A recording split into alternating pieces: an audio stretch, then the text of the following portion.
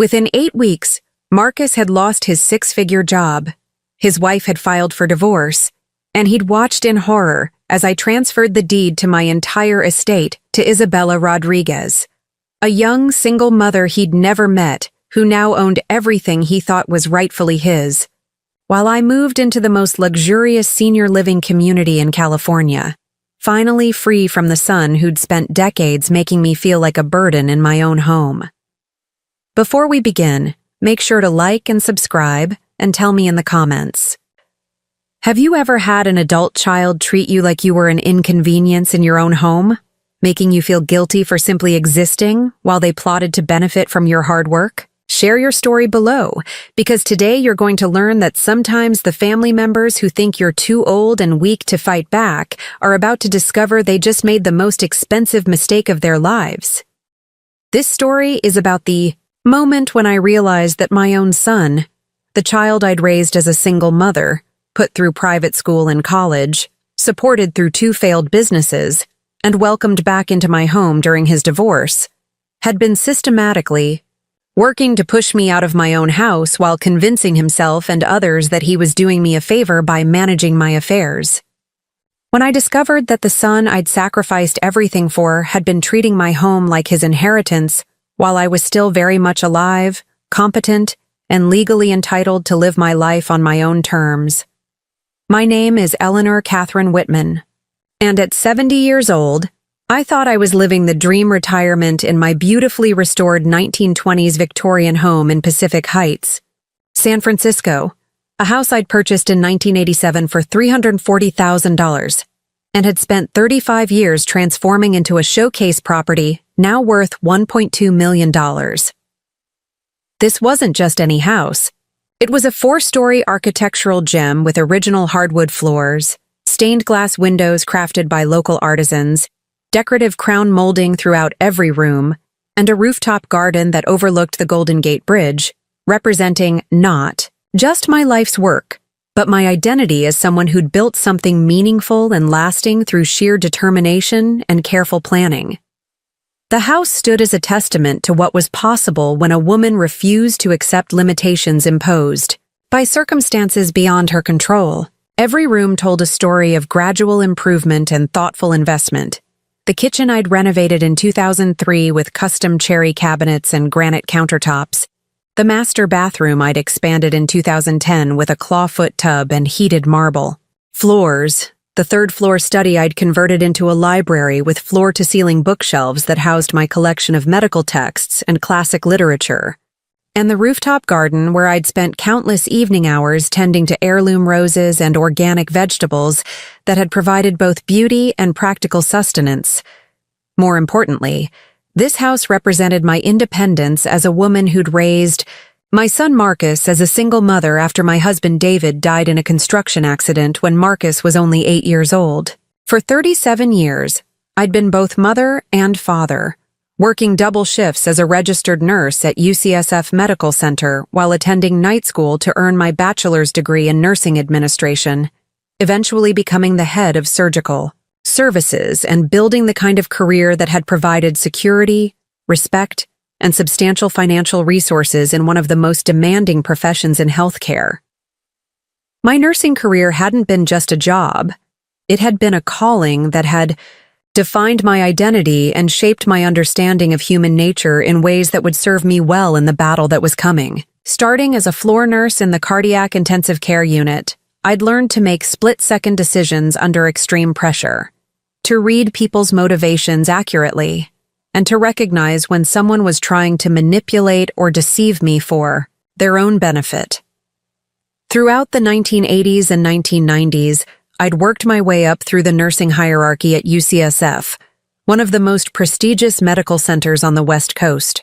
As charge nurse, I'd supervised teams of healthcare professionals during some of the most challenging periods in modern medical history. I'd worked through the AIDS crisis when fear and uncertainty had tested everyone's professional competence and personal courage. I'd coordinated emergency response during the 1989 Loma Prieta earthquake, when our hospital had become a critical trauma center for earthquake victims. I'd managed staffing during budget crises, equipment shortages, and administrative reorganizations.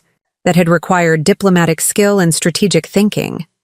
By 2010, I'd been promoted to Director of Surgical Services, with responsibility for managing a department budget of $12 million annually and overseeing the work of 85 nurses, technicians, and support staff across 8 different surgical specialties. My colleagues had consistently recognized my leadership, abilities, my clinical expertise, and my talent for solving complex problems while maintaining high standards of patient care and staff satisfaction. Eleanor has the rare combination of clinical excellence, administrative skill, and emotional intelligence that makes her invaluable to our organization, Dr. Michael Rodriguez, the Chief of Surgery, had written in my final performance review before retirement. She consistently demonstrates the kind of professional excellence and personal integrity that defines what nursing leadership can be at its best. The respect I'd earned throughout my career hadn't been based on politics or favoritism. It had been built on 42 years of consistent performance, ethical behavior, and the kind of competence that had made doctors, administrators, and colleagues trust my judgment in situations where lives were literally at stake. The house that Marcus had begun to covet wasn't just a piece of real estate. It was the physical manifestation of decades of financial discipline, strategic planning, and personal sacrifice that had transformed a young widow's modest nursing salary into substantial wealth. Understanding how I'd built my financial security is crucial to understanding why Marcus's eventual betrayal was so devastating and why my response would be so comprehensive and devastating. When David had died in 1986, I'd been left with a $45,000 annual nursing salary, a $85,000 mortgage on our modest home in the Richmond district, $12,000 in savings, and an 8-year-old son who would need financial support for the next 15 years. The life insurance settlement had provided $150,000, enough to pay off our existing mortgage and provide a small emergency fund, but nowhere near enough to guarantee long-term security for Marcus and me. Most single mothers in my situation would have focused on survival, paying bills, covering basic expenses, and hoping for the best. But my nursing training had taught me to think systematically about problems and develop comprehensive solutions rather than just addressing immediate symptoms. I'd approached our financial situation like a complex medical case that required careful diagnosis, strategic treatment planning, and long-term monitoring to ensure successful outcomes. My first decision had been to use David's life insurance, money not for immediate comfort, but for long-term investment in our future security. Instead of buying a larger home or more comfortable lifestyle, I'd purchased the Victorian fixer-upper in Pacific Heights for $340,000. A property that required substantial work but was located in a neighborhood with excellent schools, strong property values, and the potential for significant appreciation over time. The house had needed everything: new plumbing, updated electrical systems, foundation repairs, roof replacement, and complete interior renovation. But I'd seen the investment opportunity that others had missed. A structurally sound property in a prime location that could be improved gradually over time while providing stable housing for Marcus and me. For the next 15 years, I'd worked double shifts whenever possible, picking up overtime hours and holiday assignments that had paid premium rates, while other nurses had preferred to spend time with their families. Every extra dollar had gone toward house improvements, Marcus's education expenses, or investments that would compound over time to provide long-term security. "Mom, you work too much," Marcus had often complained during his teenage years when I'd missed school events or family activities because of my demanding schedule. "Other kids' parents aren't always at the hospital. Everything I'm doing is for your future," I'd explained to him countless times. "The sacrifices we're making now will give you opportunities that other children don't have. Someday you'll understand why these choices matter." By 2000, when Marcus had graduated from high school, our financial situation had been transformed through my systematic approach to wealth building. The house had been renovated room by room and was worth $650,000.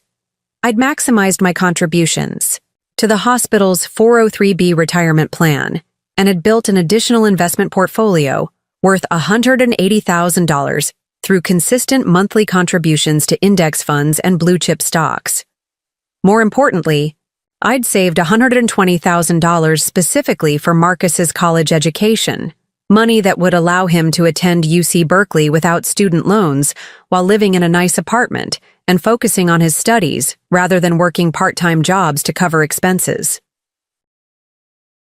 Marcus James Whitman had been my pride and joy since the day he was born on March 15, 1978, 3 years after I'd married his father David during my second year of nursing school.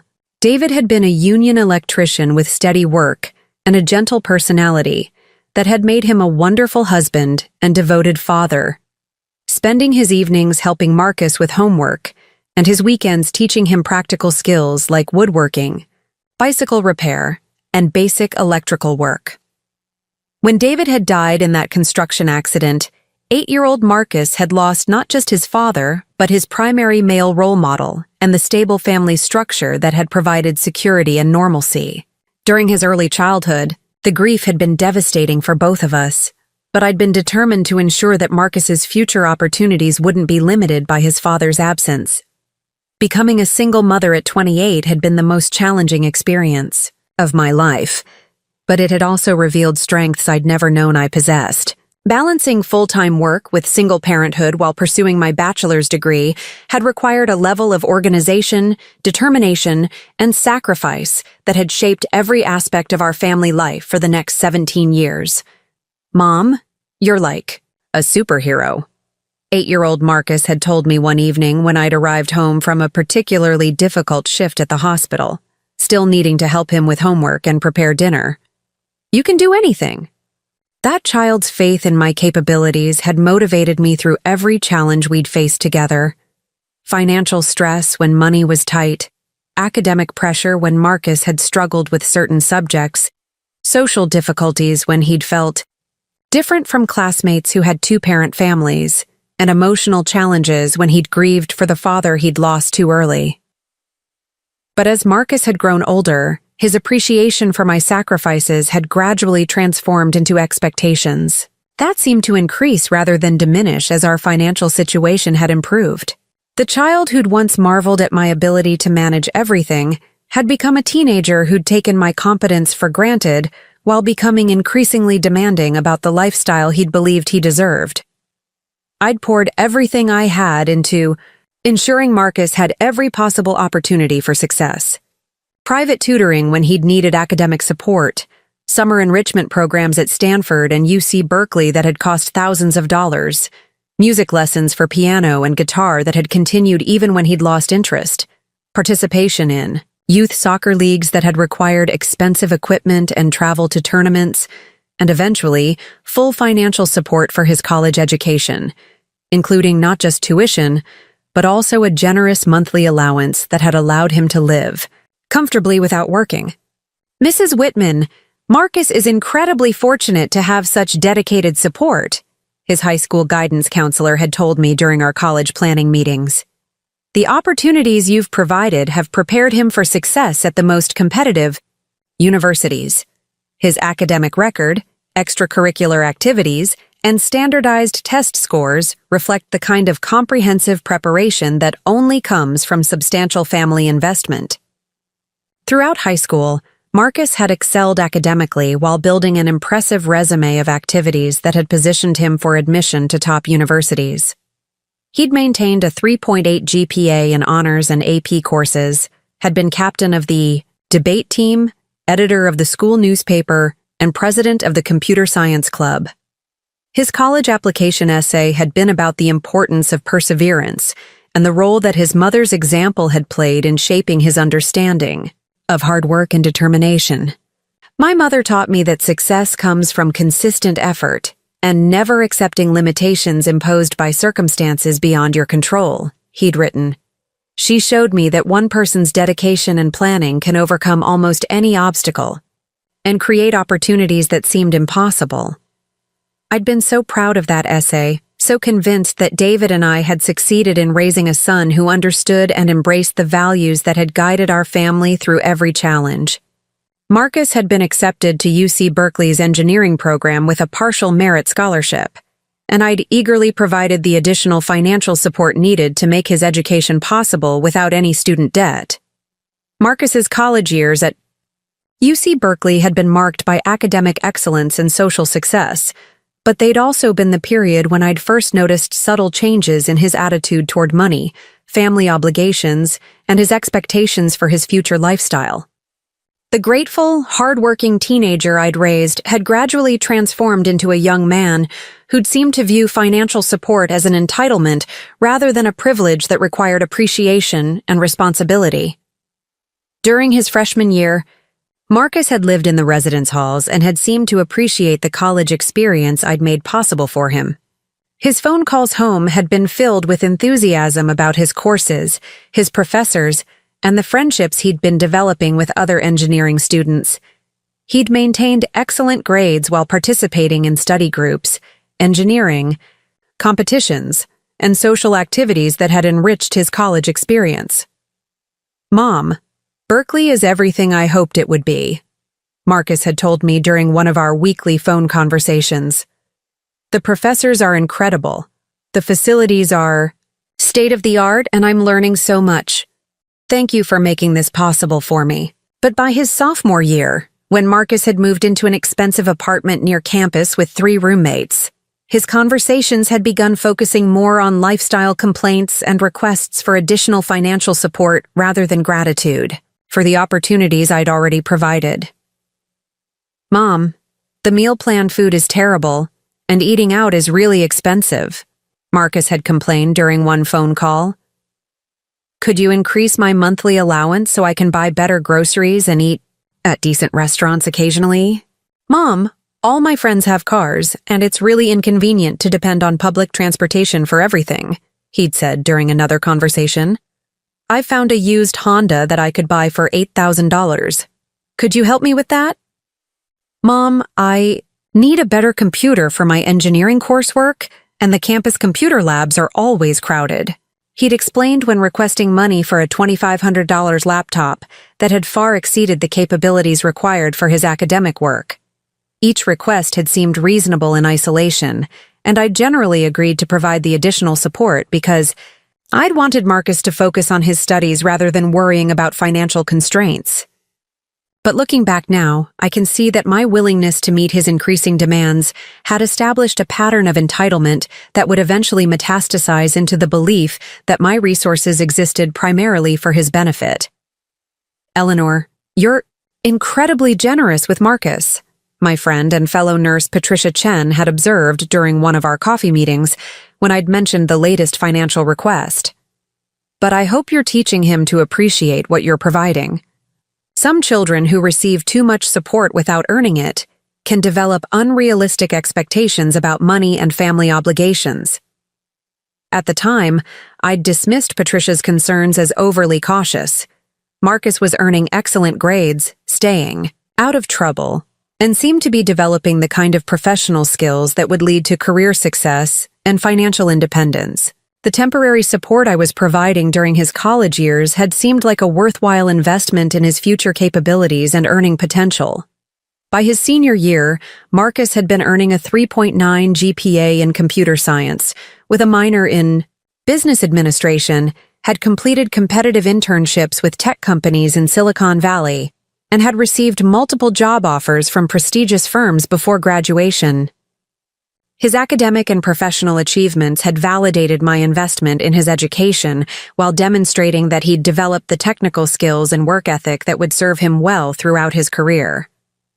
Marcus has exceptional technical abilities and strong leadership potential, his senior project advisor had told me during graduation ceremonies.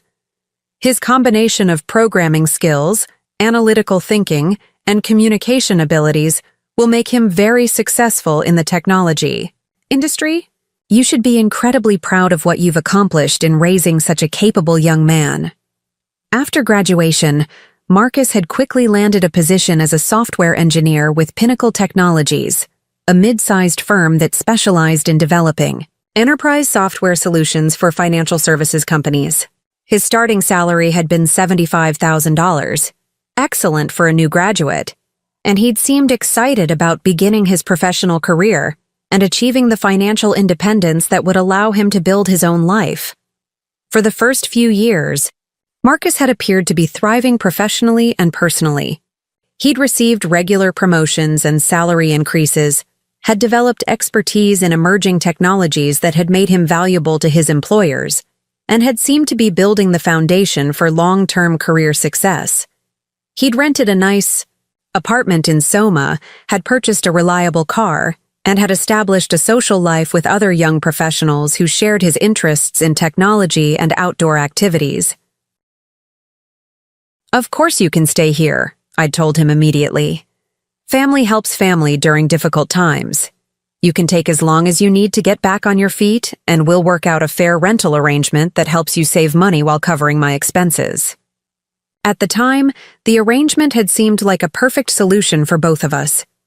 Marcus could rebuild his finances without the pressure of expensive market-rate rent. I would have the security of having family nearby, and we could strengthen our relationship while sharing the beautiful home that represented my life's work and his eventual inheritance. What I hadn't anticipated was that Marcus's gratitude for my generosity would gradually transform into resentment about his dependence, and that his temporary financial crisis would evolve into a permanent sense of entitlement to my resources and decision-making authority. The son I'd raised to be independent and successful had returned home as a middle-aged man who'd begun to view my competence and autonomy as obstacles to his own comfort and security. But none of that had been apparent during those first few months when Marcus had moved back home. He'd seemed genuinely grateful for my support, had been respectful of my space and routines, and had appeared to be working hard to rebuild his career and restore his financial stability. The woman who'd spent 42 years dealing with people in crisis situations should have recognized the warning signs that Marcus's problems were deeper than temporary financial setbacks. But love, loyalty, and maternal optimism had blinded me to the reality that my son was developing attitudes and expectations that would eventually threaten everything I'd worked to build and protect.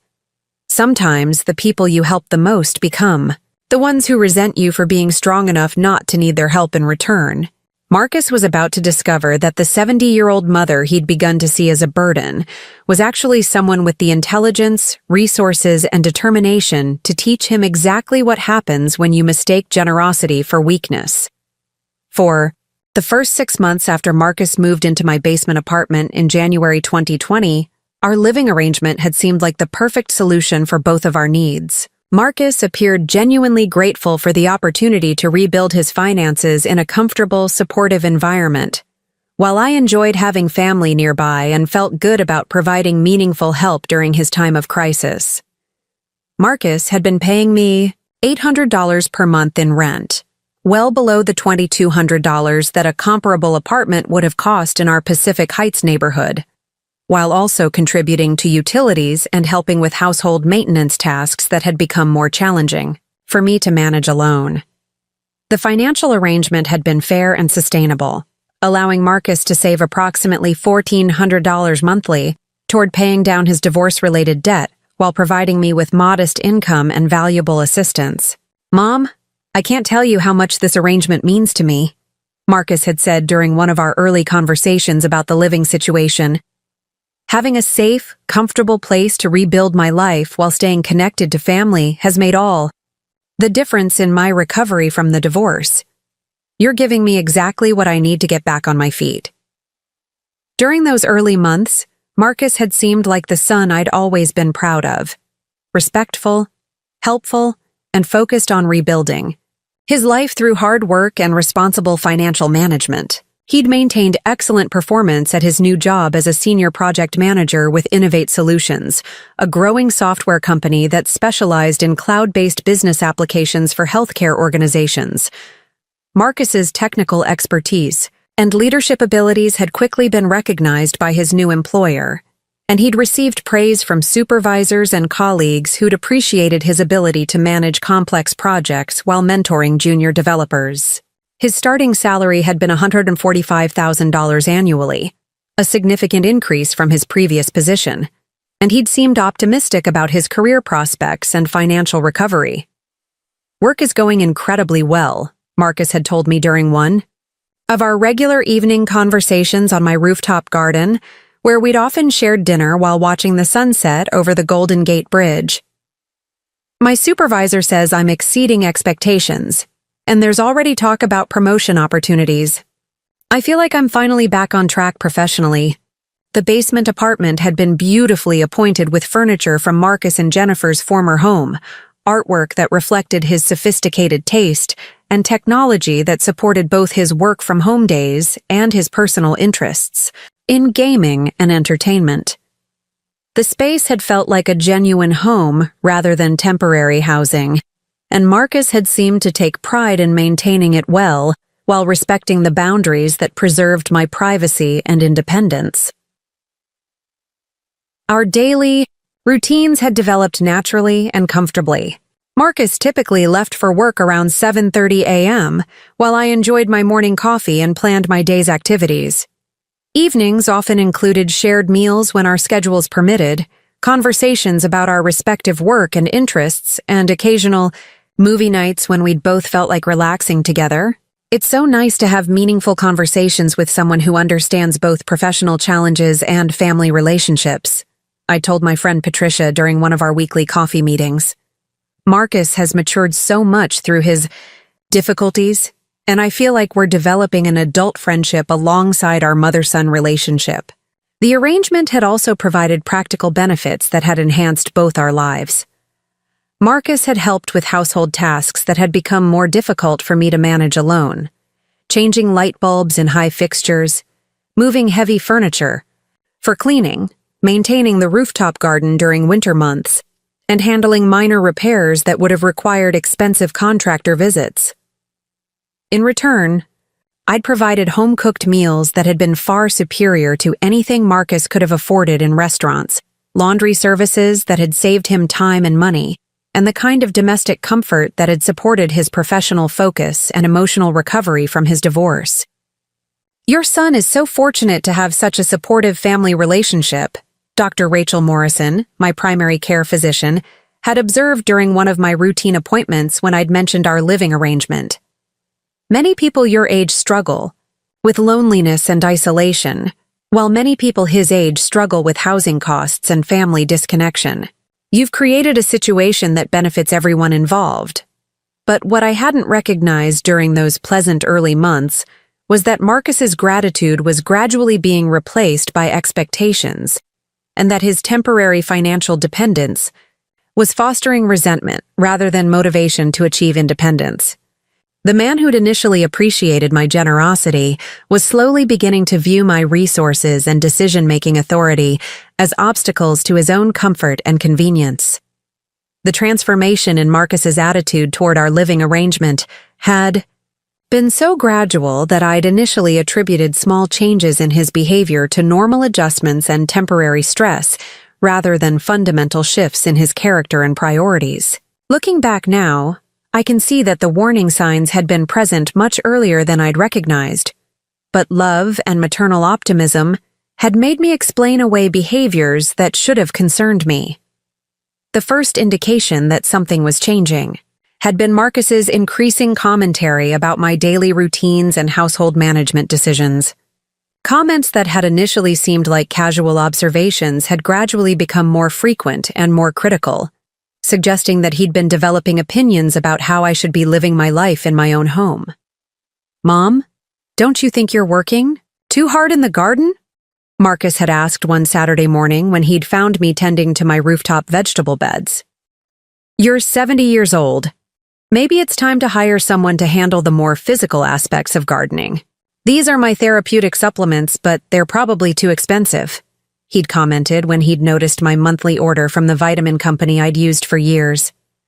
"There are generic alternatives that would provide the same benefits for half the cost. You really don't need to drive to the grocery store every few days," he'd suggested when he'd seen me preparing for one of my regular shopping trips. "I could do a big weekly shopping for both of us and save you the trouble of those frequent errands." At the time, These comments had seemed like expressions of caring concern from a son who'd wanted to help his mother avoid unnecessary effort and expense. I'd appreciated his attention to my well-being and had even accepted some of his suggestions as reasonable ways to make our household more efficient. But gradually, I'd begun to notice that Marcus's suggestions consistently involved reducing my independence and increasing his control over household decisions. The son who'd once admired my competence and self-sufficiency was beginning to treat me like someone who needed supervision and guidance rather than respect and cooperation. The second warning sign had been Marcus's increasing interest in my financial affairs and estate planning arrangements. Questions that had initially seemed like natural family conversations had become more frequent and more detailed, suggesting that he'd been thinking about my assets and their eventual disposition more than seemed appropriate for someone who was supposedly focused on rebuilding his own financial independence. "Mom, have you updated your will recently?" Marcus had asked during one of our dinner conversations. "It's important to make sure all your legal documents reflect your current wishes and circumstances. What kind of investment returns are you getting on your portfolio?" He'd inquired when he'd seen financial statements on my kitchen counter. "The market has been so volatile lately. Maybe we should review your allocation to make sure you're positioned for the best possible outcomes. Have you thought about what you want to happen to the house if you ever need assisted living care?" He'd suggested during another conversation. "It would be smart to have a plan for managing the property and preserving its value for the family." These questions had seemed reasonable coming from an adult child who'd been concerned about his mother's long-term welfare and financial security. Many families have similar conversations about estate planning and elder care preparation, and I'd assumed that Marcus's interest reflected mature thinking about family responsibilities and future planning. What I hadn't understood was that Marcus's questions weren't motivated by concern for my well-being, but by anxiety about his own financial security and inheritance expectations. The man who'd failed at 2 business ventures and had lost substantial assets in his divorce was beginning to view my wealth as his safety net rather than my personal resource to use according to my own priorities and timeline. The third warning sign had been subtle changes in how Marcus spoke about our living arrangement and my role in his life. Language that had initially emphasized mutual benefit and temporary assistance had gradually shifted to focus on his needs and my obligations, suggesting that he was beginning to view our relationship as something I owed him, rather than something I chose to provide. "This arrangement is really working well for managing your household expenses," Marcus had said during one conversation, shifting focus from his benefits to mine. "Having someone reliable here to handle maintenance and security issues is probably worth more than the rent you're collecting. I'm glad I can be here to keep an eye on things." He'd mentioned another time when we'd been discussing a minor plumbing repair he'd handled. "You really shouldn't be dealing with these kinds of problems alone at your age. It's convenient that we can coordinate our schedules for grocery shopping and errands," he'd observed, making our separate activities sound like shared responsibilities that required his participation and approval. The language was subtle, but the implication was clear. Marcus was beginning to reframe our voluntary arrangement as something that benefited me more than him, and he was positioning himself as a caretaker whose presence was necessary for my well-being, rather than a tenant who was receiving generous assistance during his own time of need. By the fall of 2020, Marcus's suggestions about my lifestyle and decision-making had become more frequent and more insistent, crossing the line from helpful advice to controlling behavior that had made me increasingly uncomfortable in my own home. The son who'd once respected my independence and competence was treating me like someone who needed constant supervision and guidance. The first major boundary violation had occurred when Marcus had taken it upon himself to research and contact contractors for home maintenance projects without consulting me first. I'd discovered his unauthorized activities when a roofing company had called to schedule an estimate for work I'd never requested. "Marcus, why are contractors calling me about roof inspections?" I'd asked when he'd returned from work that evening. "I noticed some loose shingles that could cause water damage if they're not addressed." he'd replied, as if his concern justified making decisions about my property without my knowledge or consent. I thought it would be smart to get professional assessments before the winter storms arrive. I appreciate your concern, I'd said, trying to remain calm despite my irritation. But this is my house, and I need to be consulted before anyone contacts contractors on my behalf. If there are maintenance issues, we can discuss them, and I'll decide how to handle them. Marcus's response had been the first clear indication that his attitude toward my autonomy had fundamentally changed. Instead of apologizing for overstepping boundaries, he'd become defensive and had suggested that my reaction was unreasonable. "Mom, I'm just trying to help you maintain the property value and prevent expensive problems," he'd said, his tone suggesting that I was being ungrateful for his initiative. "Someone needs to keep track of these things, and you can't handle everything yourself anymore." The phrase, "you can't handle everything yourself anymore," had been particularly troubling because it suggested that Marcus had made judgments about my capabilities without any evidence that I was struggling with household management. In fact, I'd been maintaining the property successfully for decades and had well-established relationships with reliable contractors for any work that required professional expertise. The second boundary violation had involved Marcus's attempts to involve himself in my medical appointments and healthcare decisions. He'd begun asking detailed questions about my doctor visits, medication regimens, and health status that had gone far beyond normal family concern and had felt like surveillance rather than care. "How did your appointment with Dr. Morrison go?" Marcus had asked after one of my routine checkups. "Did she have any concerns about your blood pressure medication or cognitive function? Are you remembering to take your vitamins consistently?" He'd inquired another time, as if I were a child who needed monitoring rather than an adult who'd been managing my own healthcare for 70 years. "Maybe I should start coming to your doctor appointments," he'd suggested during a conversation about my upcoming annual physical. "It's important to have an advocate who can ask the right questions and remember all the details."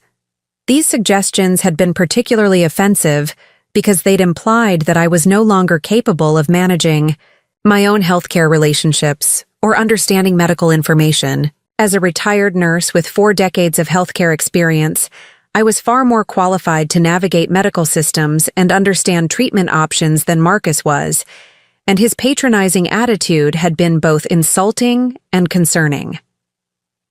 The third major boundary violation had been Marcus's unauthorized review of my financial documents and his subsequent attempts to influence my investment decisions.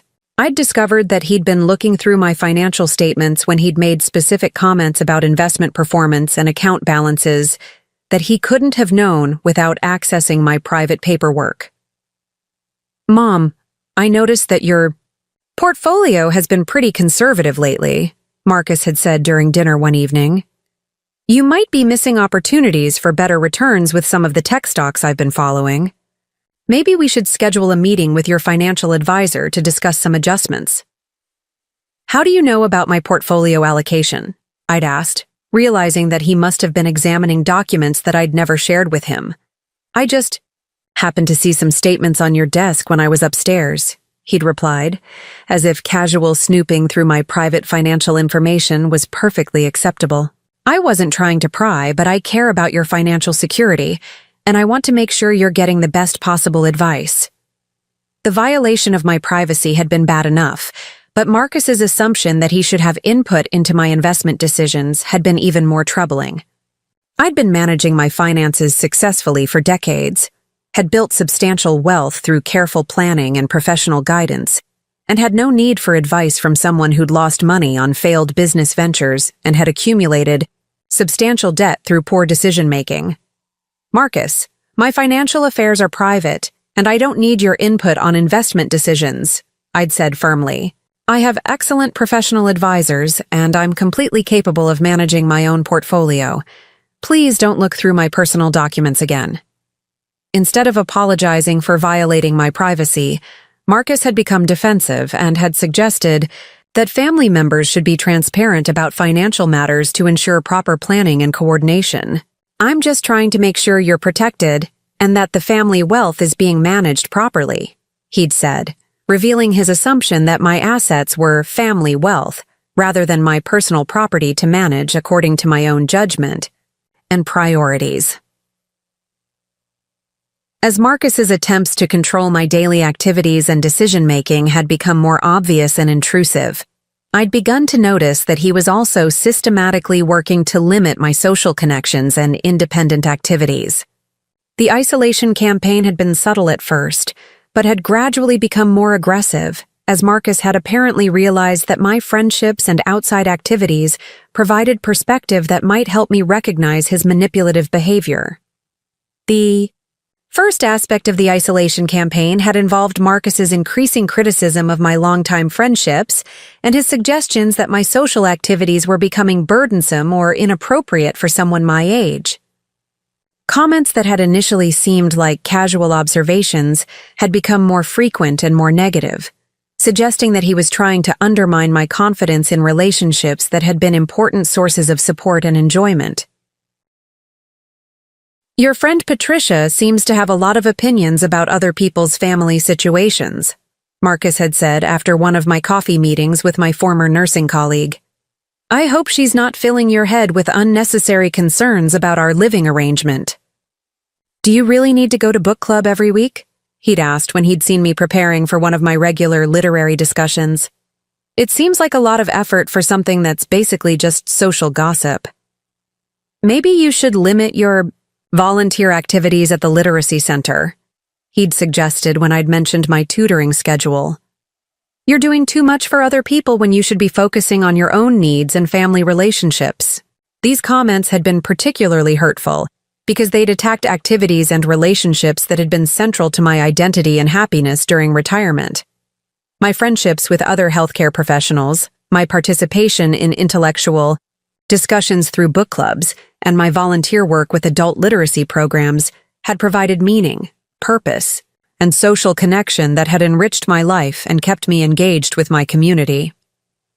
Marcus's criticism of these relationships and activities had seemed motivated by jealousy rather than concern. He'd been resentful that I had sources of validation and perspective that didn't depend on his approval or participation. The son who'd once been proud of my active social life and community involvement was trying to convince me that these connections were problematic or excessive. The second aspect of the isolation campaign had involved Marcus's attempts to position himself as my primary social connection and decision-making partner. He'd begun inserting himself into conversations with my friends, accompanying me to activities where his presence wasn't wanted or needed, and speaking on my behalf in situations where I was perfectly capable of representing myself. I'll handle scheduling the carpet cleaning, Marcus had said when my housekeeper had mentioned that my living room carpet needed professional attention. Mom shouldn't have to deal with coordinating these kinds of services. Let me talk to the contractor about the garden irrigation system, he'd offered when I'd been planning improvements to my rooftop garden. I can make sure you get fair pricing and quality work. I can drive Mom to her medical appointments from now on, he'd told Dr. Morrison's office when they'd called to confirm my quarterly visit. She shouldn't be driving alone to important medical appointments. These interventions had been presented as helpful assistance, but they'd actually been designed to insert Marcus into relationships and activities where he could monitor my conversations and influence other people's perceptions of my independence and capabilities. By positioning himself as my representative and caretaker, Marcus had been trying to create the impression that I needed supervision and support rather than respect and autonomy. The third aspect of the isolation campaign had been Marcus's systematic efforts to discourage visitors and social activities in our home. Comments about inconvenience, noise, and disruption had been designed to make me feel guilty about maintaining the social connections and hospitality that had always been important aspects of my personality and lifestyle. Your friend Eleanor's visits are pretty disruptive to my work-from-home schedule, Marcus had complained after one of my bridge partners had spent an afternoon playing cards and catching up on neighborhood news. The noise travels through the house and makes it hard for me to concentrate during important video conferences. "Do you really need to host book club here next month?" he'd asked when I'd been planning to have my literary group meet in my living room. "That's a lot of people and activity for you to manage, and it's stressful for me to have strangers in the house. Maybe we should limit dinner guests to immediate family," he'd suggested when I'd been planning a small dinner party for some former colleagues. "Large gatherings are a lot of work for you, and I worry about the security implications of having too many people in the house." These complaints had been particularly manipulative because they'd combined fake concern for my well-being with claims about his own needs and comfort. Marcus had been trying to make me feel guilty about maintaining social connections, while also suggesting that my social activities were becoming burdensome or inappropriate. Perhaps the most disturbing aspect of Marcus's escalating control campaign had been his systematic efforts to create and document supposed evidence of my declining health and mental capacity. The strategy had been sophisticated and calculated, involving manufactured medical concerns, exaggerated reports of minor incidents, and attempts to involve healthcare professionals in validating his claims about my diminished capabilities. The medical concerns campaign had begun with Marcus's increasingly frequent comments about my physical health and his suggestions that normal signs of aging were actually symptoms of serious medical problems that required intervention and supervision. Every minor stumble, moment of forgetfulness, or sign of physical fatigue had been treated as evidence of significant decline rather than normal variations in daily energy and attention. "Mom, I'm worried about your balance," Marcus had said after I'd momentarily steadied myself while getting up from a low garden chair. "You seem to be having more trouble with stability lately. Maybe we should schedule an appointment with a neurologist to rule out any serious issues." "You've been forgetting things more often," he'd observed when I'd asked him to remind me about a scheduled maintenance appointment. "Last week you forgot about your dentist appointment, and yesterday you couldn't remember whether you'd taken your morning vitamins. These memory lapses could be signs of cognitive decline. Your hands shake sometimes when you're pouring coffee," he'd pointed out during breakfast one morning. "That could indicate neurological problems that need medical evaluation. We should mention it to Dr. Morrison during your next appointment." These observations had been particularly manipulative because they'd taken normal, minor variations in physical and mental function and had reframed them as symptoms of serious medical conditions that required intervention. Every 70-year-old person occasionally forgets minor details, experiences momentary balance adjustments, or has slight hand tremors due to caffeine, fatigue, or normal aging. But Marcus had been cataloging these incidents as if they were evidence of significant decline. The second aspect of the medical concern strategy had involved Marcus's attempts to involve my healthcare providers in validating his concerns about my condition. He'd begun requesting to accompany me to medical appointments, had prepared lists of supposed symptoms and incidents to discuss with my doctors, and had tried to position himself as a reliable reporter of my health status. "I'd like to start coming to Mom's appointments so I can provide additional information about symptoms she might not remember or think to mention," Marcus had told Dr. Morrison's office when scheduling my routine physical. "I'm with her every day, and I've noticed some changes that could be medically significant. Here's a list of incidents and symptoms I've observed over the past few months," he'd said during my appointment, producing a written document that had detailed supposed memory lapses, balance problems, and confusion episodes that had been either exaggerated or completely fabricated. "I'm concerned that these could indicate early-stage dementia or other neurological conditions. I think Mom needs more comprehensive cognitive testing," he'd suggested to Dr. Morrison. "She's been making some questionable decisions about finances and household management that suggest her judgment might be impaired." The manipulation had been sophisticated because Marcus had presented himself as a concerned family member who was advocating for appropriate medical care while actually trying to create medical documentation that would support future claims about my incompetence and need for supervision. By involving healthcare professionals in his fabricated concerns, He'd been attempting to establish medical justification for the control he wanted to exercise over my life and assets. As Marcus's behavior had become more controlling and manipulative, throughout 2021, I'd begun to understand that his actions weren't motivated by genuine concern for my well-being, but by specific objectives related to gaining control over my property and financial assets. The patterns of behavior that had initially seemed like overprotective care had actually been strategic moves designed to position him as my necessary caretaker and eventual successor in managing my affairs. The first clear indication of Marcus's property-related objectives had been his increasing involvement in household maintenance decisions and his attempts to establish himself as the primary decision-maker for home improvement projects. Comments about necessary repairs, updates, and modifications had become more frequent and more insistent, suggesting that he was thinking about the property as his future inheritance rather than my current home. The house really needs a new roof. Within the next few years, Marcus had said during one of our conversations about property maintenance, we should start getting estimates and planning for that expense. It's important to maintain the property value for long-term financial planning. The electrical system in the upper floors should probably be updated to modern standards, he'd suggested another time. It's a safety issue, and it would also be necessary for any future property improvements or renovations. We should consider converting the third floor into a separate rental unit, he'd proposed during a discussion about household expenses. The rental income could help offset your costs and provide additional investment returns on the property. These suggestions had been presented as practical recommendations for maintaining and improving the property, but they'd actually been designed to establish Marcus's authority over decisions about my home, while positioning major renovations as family investments rather than my personal choices about my own living environment. The second indication of Marcus's financial control objectives had been his increasing pressure for me to involve him in investment decisions and estate planning discussions.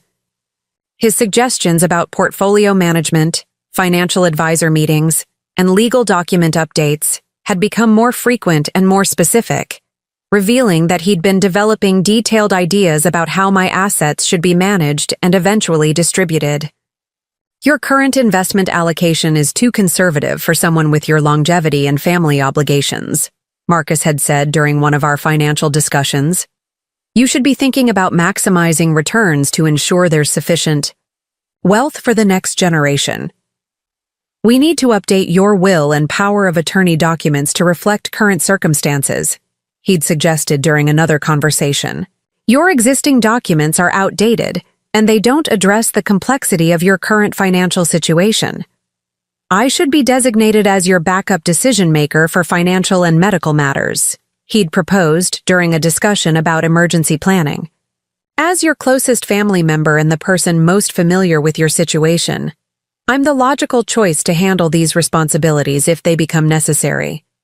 These suggestions had revealed Marcus's assumption that he should have significant input into my financial management and that he should be positioned to assume control over my assets and decision-making authority when the opportunity arose. The man who'd failed to manage his own business finances successfully was trying to establish himself as the appropriate manager of my substantial wealth. By early 2022, the cumulative effect of Marcus's controlling behavior, boundary violations, isolation attempts, and property-focused manipulation had created an atmosphere of tension and discomfort that had made me feel like a stranger in my own home. The son I'd raised to be independent and respectful had become someone who treated me like an incompetent burden, who needed constant supervision, and whose independence was an obstacle to his own comfort and security. The daily experience of living with Marcus had become increasingly stressful as every conversation had become an opportunity for him to criticize my decisions, question my capabilities, or suggest changes to my lifestyle and priorities. The man who'd once appreciated my generosity was treating my home like his property and my resources like his inheritance, while positioning himself as my caretaker rather than my tenant. I think we need to have a serious conversation about your future living arrangements, Marcus had said during one particularly tense discussion about household management. This house is becoming too much for you to handle alone, and you need to start thinking about more appropriate options for someone your age. Your social activities and volunteer commitments are becoming excessive, he'd complained during another conversation. You're wearing yourself out with too many obligations, and it's not sustainable for someone in your condition. Your financial decisions aren't as sound as they used to be, he'd suggested when I'd mentioned a charitable donation I'd planned to make. You need someone with better judgment to help you avoid making mistakes that could jeopardize your long-term security. The condescending tone and controlling content of these conversations had made it clear that Marcus no longer viewed me as his competent, independent mother who deserved respect and autonomy, but as an elderly burden whose independence was an inconvenience that needed to be eliminated for his own comfort and benefit. But what Marcus hadn't understood was that the 70-year-old woman he was trying to manipulate and control was actually someone who'd spent 42 years dealing with people in crisis situations, who'd developed sophisticated skills in recognizing manipulation and deception, and who'd built substantial resources and professional relationships that could be mobilized to protect her interests when necessary. The retired nurse who'd managed hospital departments and navigated complex medical emergencies wasn't going to be easily intimidated by a middle-aged son who thought he could manipulate his mother into surrendering her independence and assets. Marcus was about to discover that his systematic campaign to control my life had actually been preparing me to recognize his true character and motivations, and to respond with consequences he'd never anticipated. The foundation, Marcus thought, he was undermining was actually the platform from which I would launch a response that would teach him exactly what happens when you mistake maternal love for maternal weakness.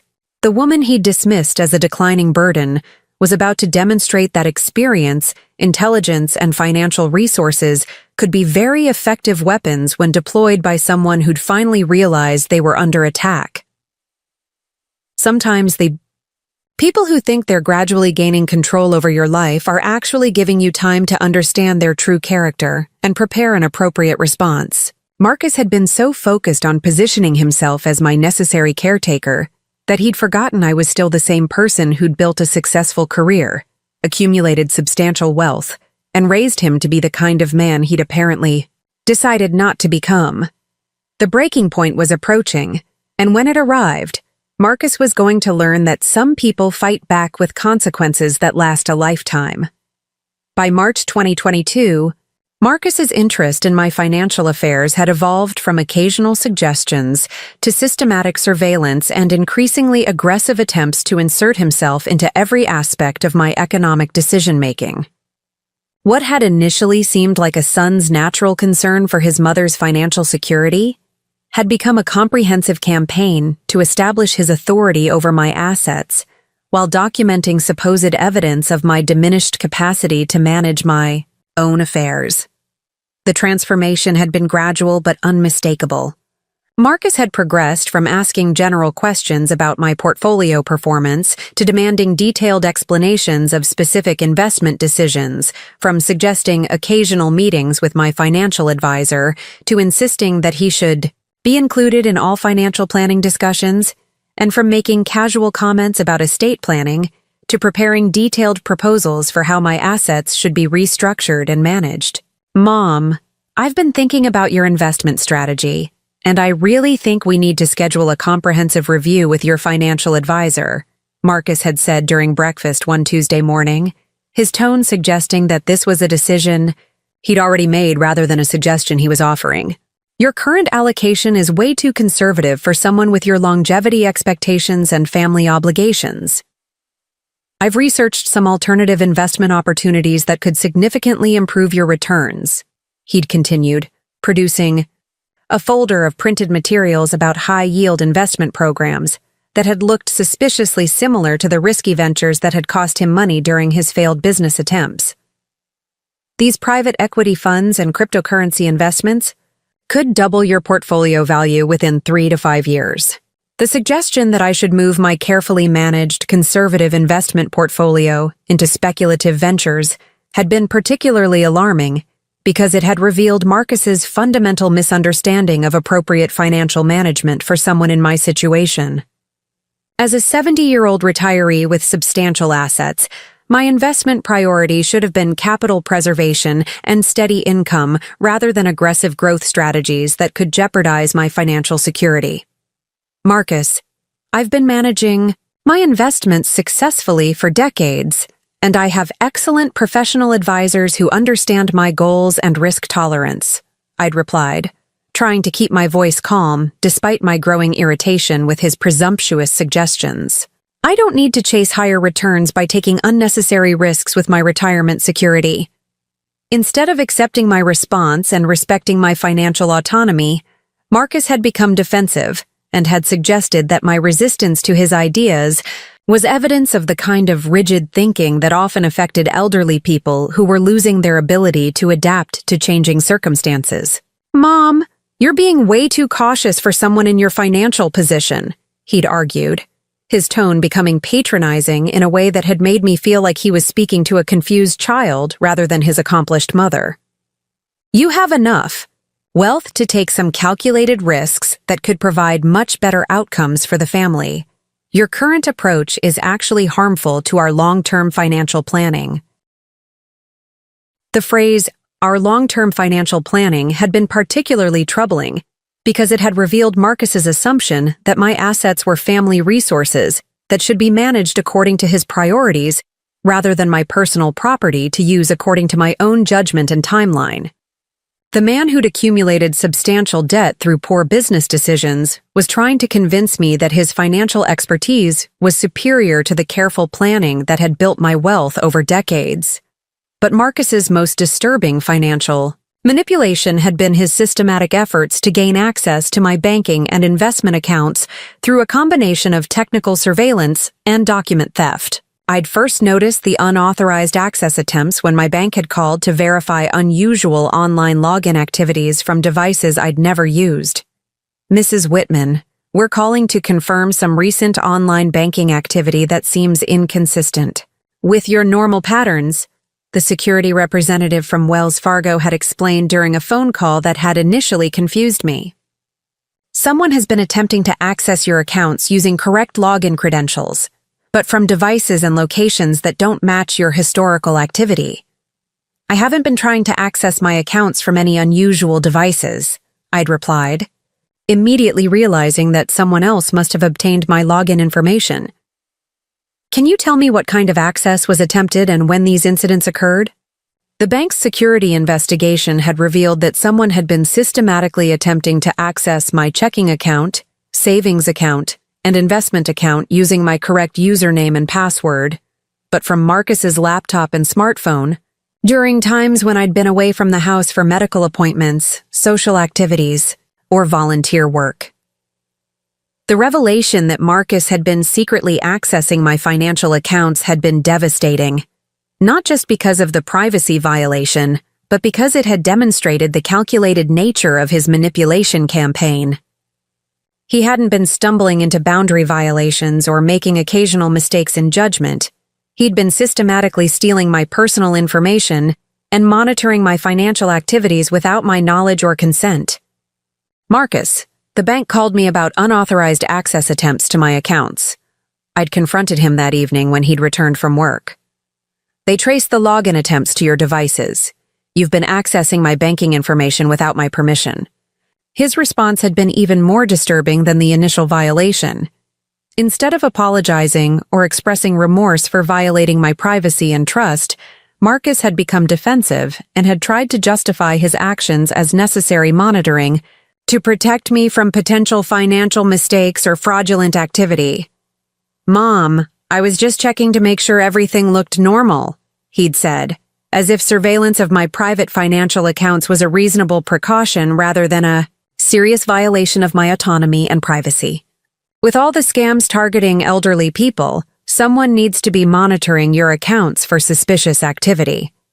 "I never gave you permission to access my financial information," I'd replied, my voice rising despite my efforts to remain calm. "Those accounts are private, and I don't need your monitoring or protection. Change my passwords immediately and never access my accounts again."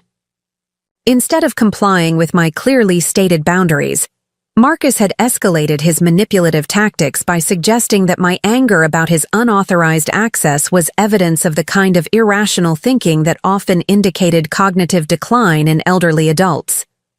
"Your reaction is way out of proportion to the situation," he'd argued, turning my reasonable objection to his privacy violations into supposed evidence of my diminished mental capacity. "I'm just trying to help you, and you're treating me like a criminal." This kind of paranoid thinking could be a sign of early dementia.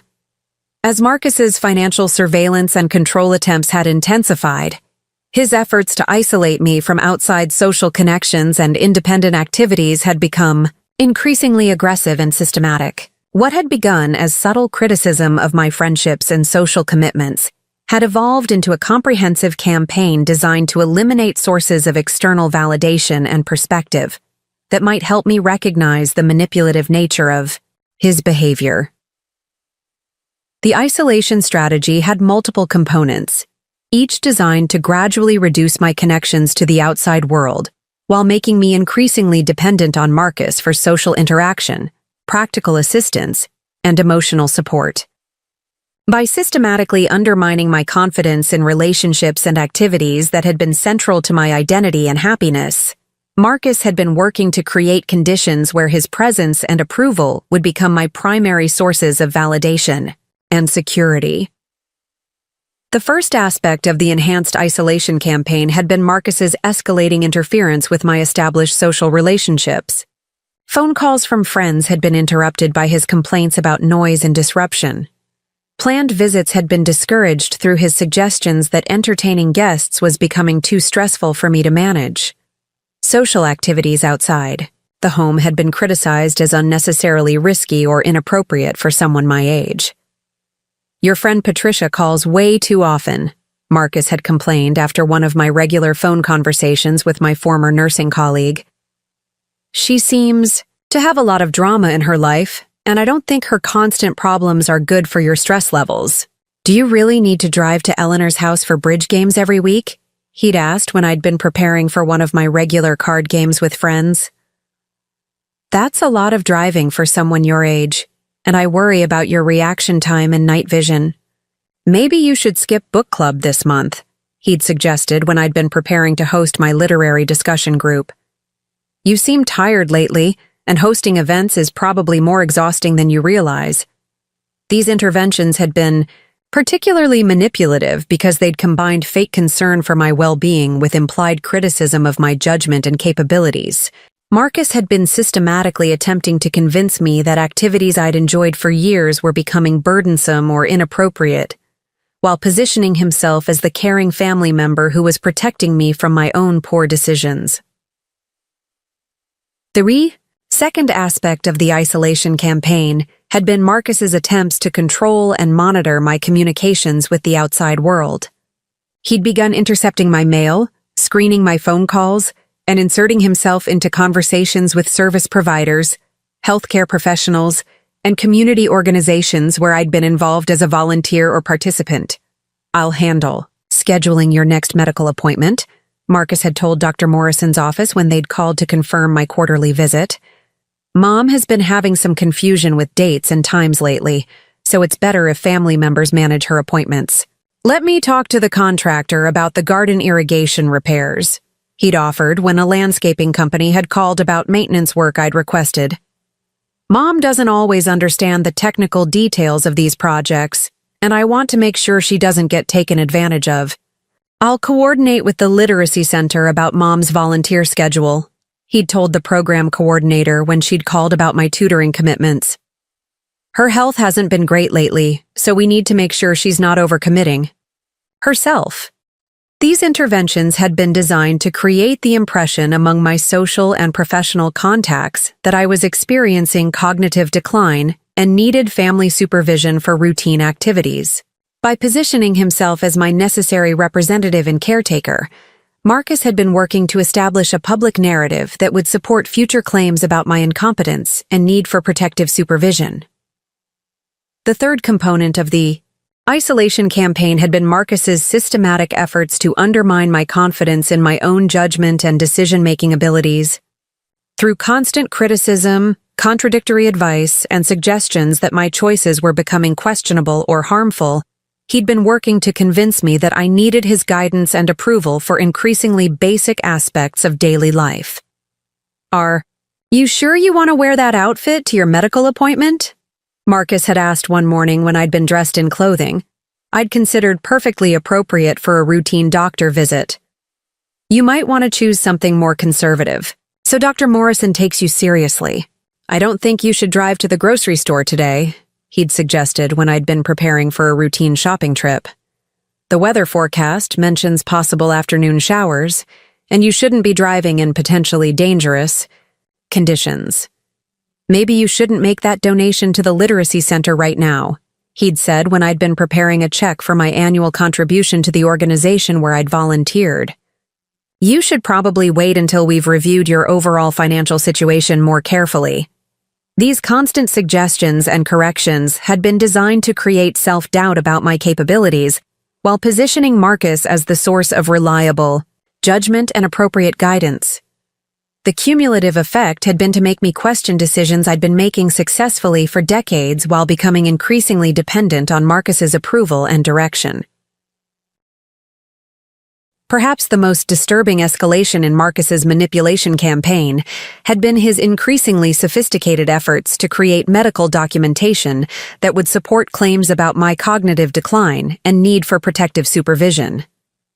What had begun as casual comments about my health and suggestions for additional medical attention had evolved into a systematic campaign involving multiple healthcare providers and fabricated evidence of mental and physical deterioration. Medical manipulation had multiple objectives, each designed to establish legal and medical justification for Marcus to assume control over my healthcare decisions, financial management, and living arrangements. By creating an official record of cognitive decline and diminished capacity, Marcus had been working to build a foundation for guardianship proceedings that would give him legal authority over every aspect of my life, while making it appear that his intervention was medically necessary rather than financially motivated. The first component of the medical manipulation had been Marcus's systematic documentation of supposed symptoms and incidents that he'd either exaggerated dramatically or fabricated entirely. Using his technological skills and attention to detail, he'd created comprehensive records of alleged memory lapses, confusion episodes, balance problems, and decision-making errors that he'd planned to present to healthcare professionals as evidence of my declining condition. I've been keeping track of Mom's symptoms because I'm really concerned about her cognitive function, Marcus had told Dr. Morrison during my annual physical examination, producing a typed document that had listed dozens of alleged incidents over the previous 6 months. She's been having frequent memory lapses, confusion about dates and appointments, difficulty with basic tasks like medication management, and some concerning changes in judgment and decision-making. The document had been sophisticated and convincing, with specific dates, times, and detailed descriptions of supposed incidents that had sounded medically plausible to someone who wasn't familiar with my actual daily functioning. Marcus had described episodes of forgetting family members' names, getting lost while driving familiar routes, leaving appliances on overnight, and making inappropriate financial decisions that had suggested significant cognitive impairment. Last, Tuesday, Mom couldn't remember my name for several minutes, one entry had claimed. She seemed confused about who I was and asked me multiple times why I was in her house. On March 15th, Mom got lost driving to her regular grocery store and couldn't remember how to get home, another entry had alleged. A neighbor had to help her find her way back, and she seemed very disoriented and frightened. Mom has been leaving the stove on overnight and doesn't remember cooking meals, a third entry had documented. Yesterday, I found her trying to cook the same meal 3 times because she'd forgotten that she'd already eaten dinner. Every item on Marcus's list had been either a complete fabrication or a dramatic exaggeration of minor normal incidents that he'd reframed as symptoms of serious cognitive decline. The occasional moment of forgetfulness that every 70-year-old person experiences had been transformed into evidence of dementia. Minor navigation errors that everyone makes had been described as getting lost and disoriented. Normal variations in daily routine had been characterized as dangerous confusion and poor judgment. The second component of the medical manipulation had been Marcus's attempts to influence my healthcare provider's assessments and recommendations through his role as my accompanying family member and primary reporter of my health status. By positioning himself as a reliable witness to my condition and an advocate for appropriate medical intervention, he'd been working to convince doctors that I needed more comprehensive evaluation and possibly protective care arrangements. "I think Mom needs more extensive cognitive testing," Marcus had suggested to Dr. Morrison during my appointment. "The symptoms I've documented suggest that her condition might be progressing faster than previous assessments indicated." "Has Mom mentioned any of these incidents to you?"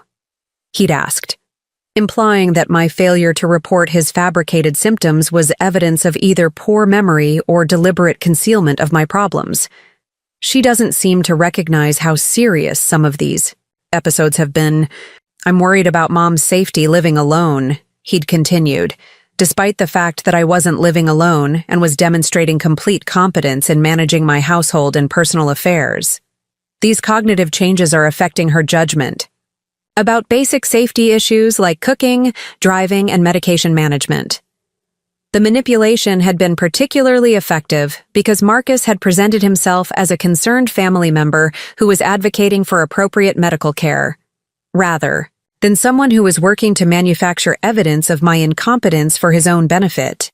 Healthcare providers had naturally been inclined to take his report seriously and to err on the side of caution when evaluating potential cognitive decline in an elderly patient. As Marcus's isolation and medical manipulation campaigns had progressed, throughout the spring of 2022, his ultimate objectives regarding my property and financial assets had become increasingly explicit and aggressive.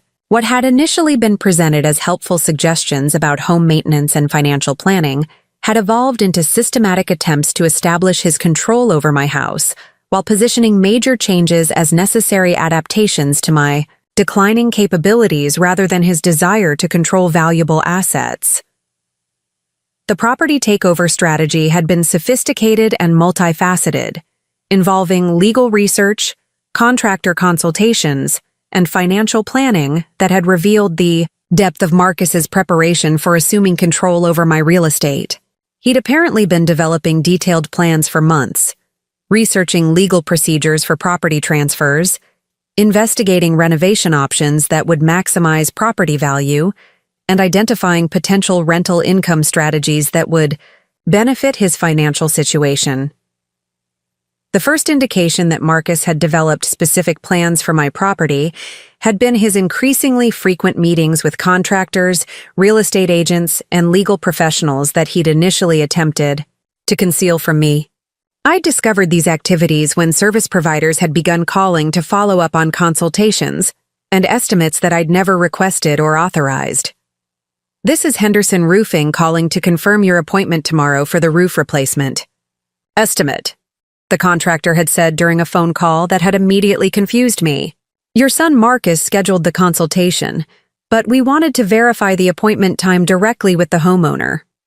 "I didn't schedule any roofing estimates," I'd replied, realizing that Marcus had been making arrangements for work on my property without consulting me.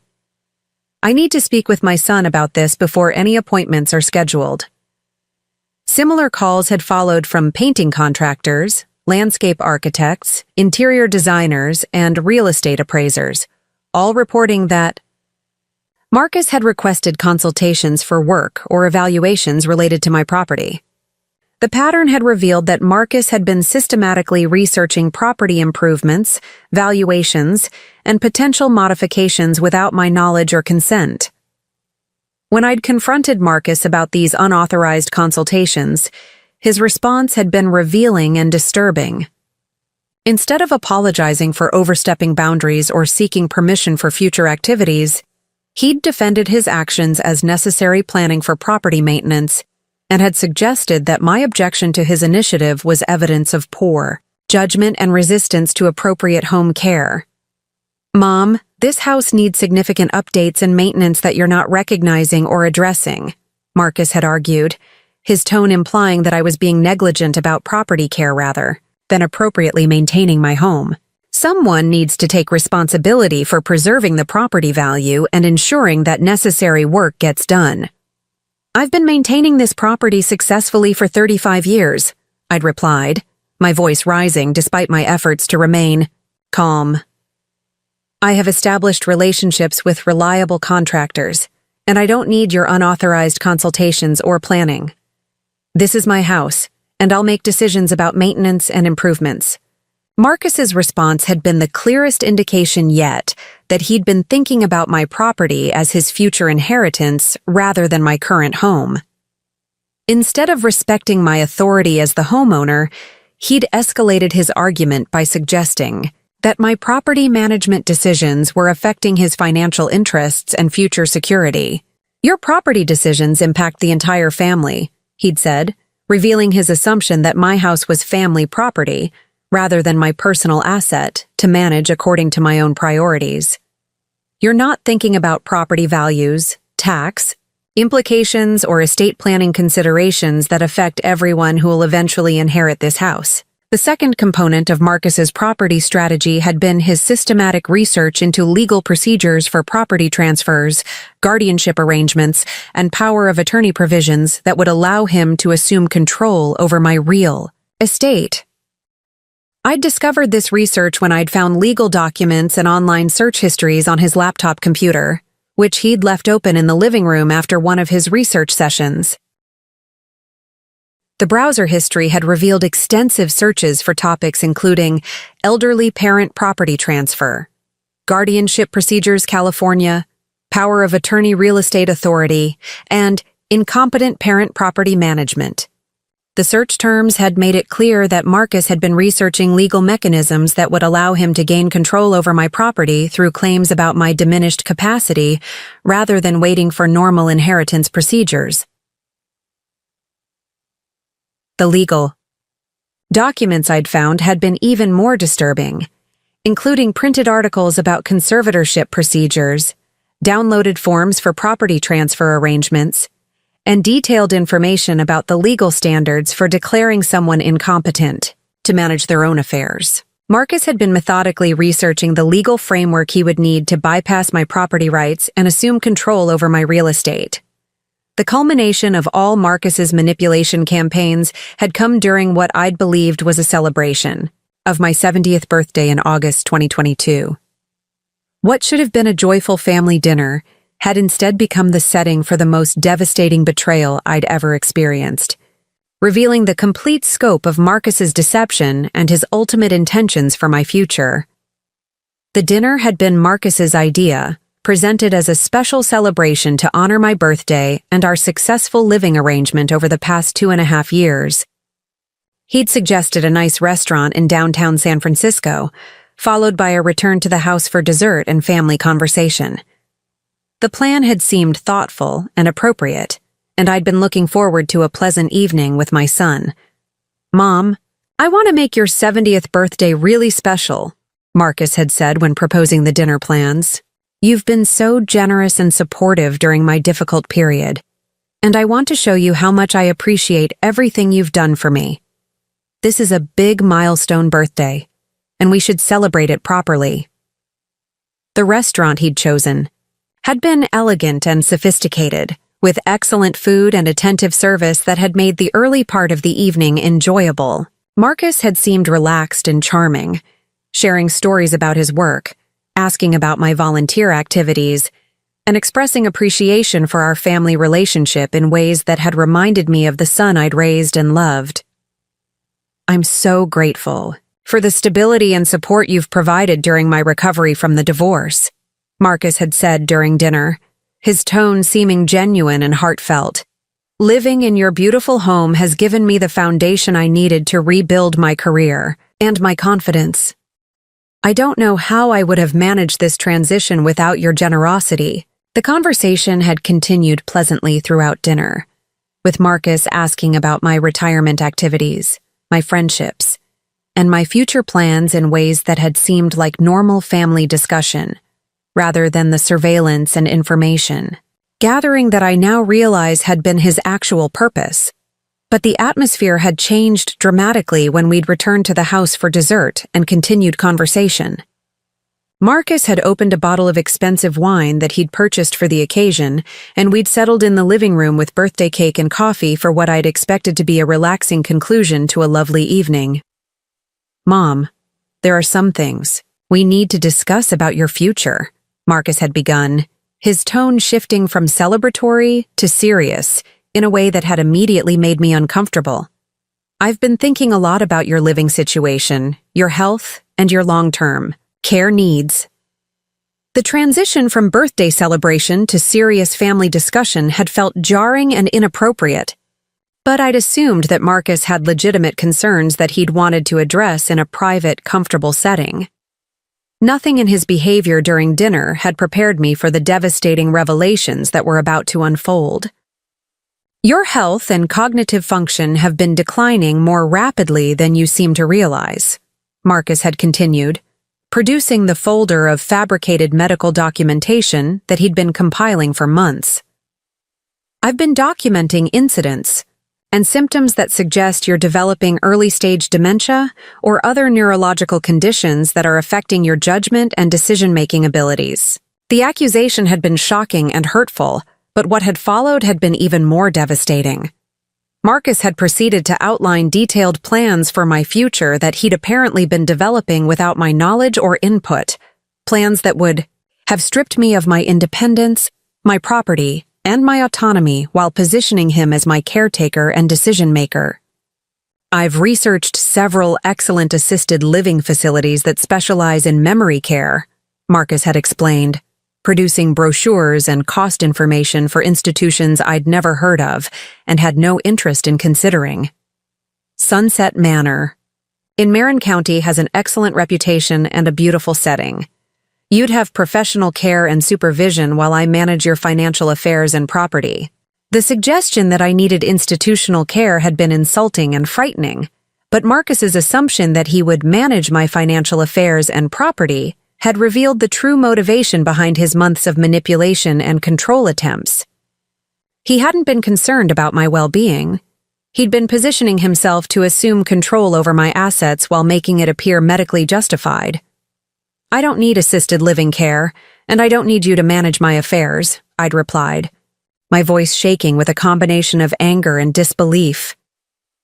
"I'm completely competent to make my own decisions about my life, my health, and my property. I can't believe you've been planning this behind my back." Marcus's response had been the moment when his true character had been fully revealed. Instead of backing down or apologizing for his presumptuous planning, he'd escalated his attack by suggesting that my resistance to his plans was evidence of the cognitive decline that justified his intervention. "Mom, your reaction right now is exactly what I'm talking about," Marcus had said, his tone becoming condescending and manipulative. "You're not thinking clearly about your situation, and you're not capable of making rational decisions about your care and safety. Someone needs to take responsibility for protecting you from your own poor judgment." But the worst was yet to come. As I'd continued to resist his plans and assert my right to make my own decisions about my life, Marcus had finally revealed the depth of his resentment and contempt for me in words that would haunt me forever and would destroy any remaining possibility of reconciliation between us. "Go die already, you worthless old hag!" Marcus had screamed, his face contorted with rage and his voice filled with years of suppressed resentment. "You're nothing but a burden who's too stubborn and selfish to accept that your time is over. I've wasted 2.5 years of my life taking care of someone who should have had the decency to move into a nursing home years ago." The words had hit me like physical blows, not just because of their cruelty, but because they'd revealed that everything I'd believed about our relationship had been a lie. The son I'd raised with love and sacrifice, the man I'd supported through his failures and welcomed into my home during his crisis, had been viewing me as a burden and an obstacle to his own comfort and inheritance expectations. "Stop being so fucking selfish and think about what's best for the family," Marcus had continued, his rage making him completely abandon any pretense of caring concern. This house should have been mine years ago, and your stubborn refusal to accept reality is ruining everyone's future planning.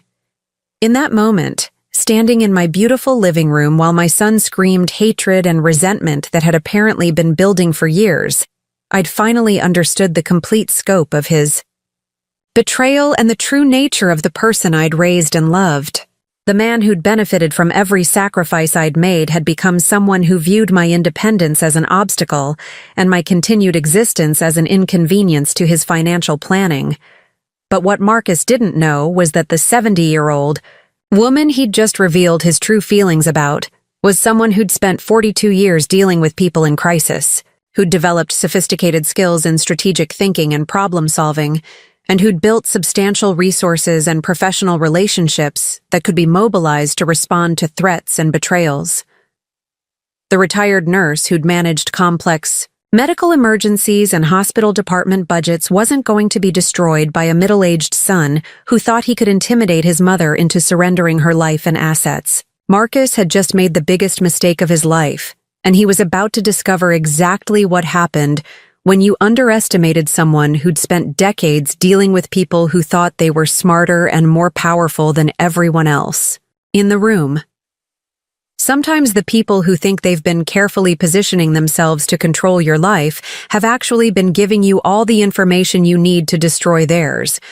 Marcus's birthday dinner revelation had finally shown me who he really was, and now it was time for him to learn who I really was when someone threatened everything I'd worked to build and protect.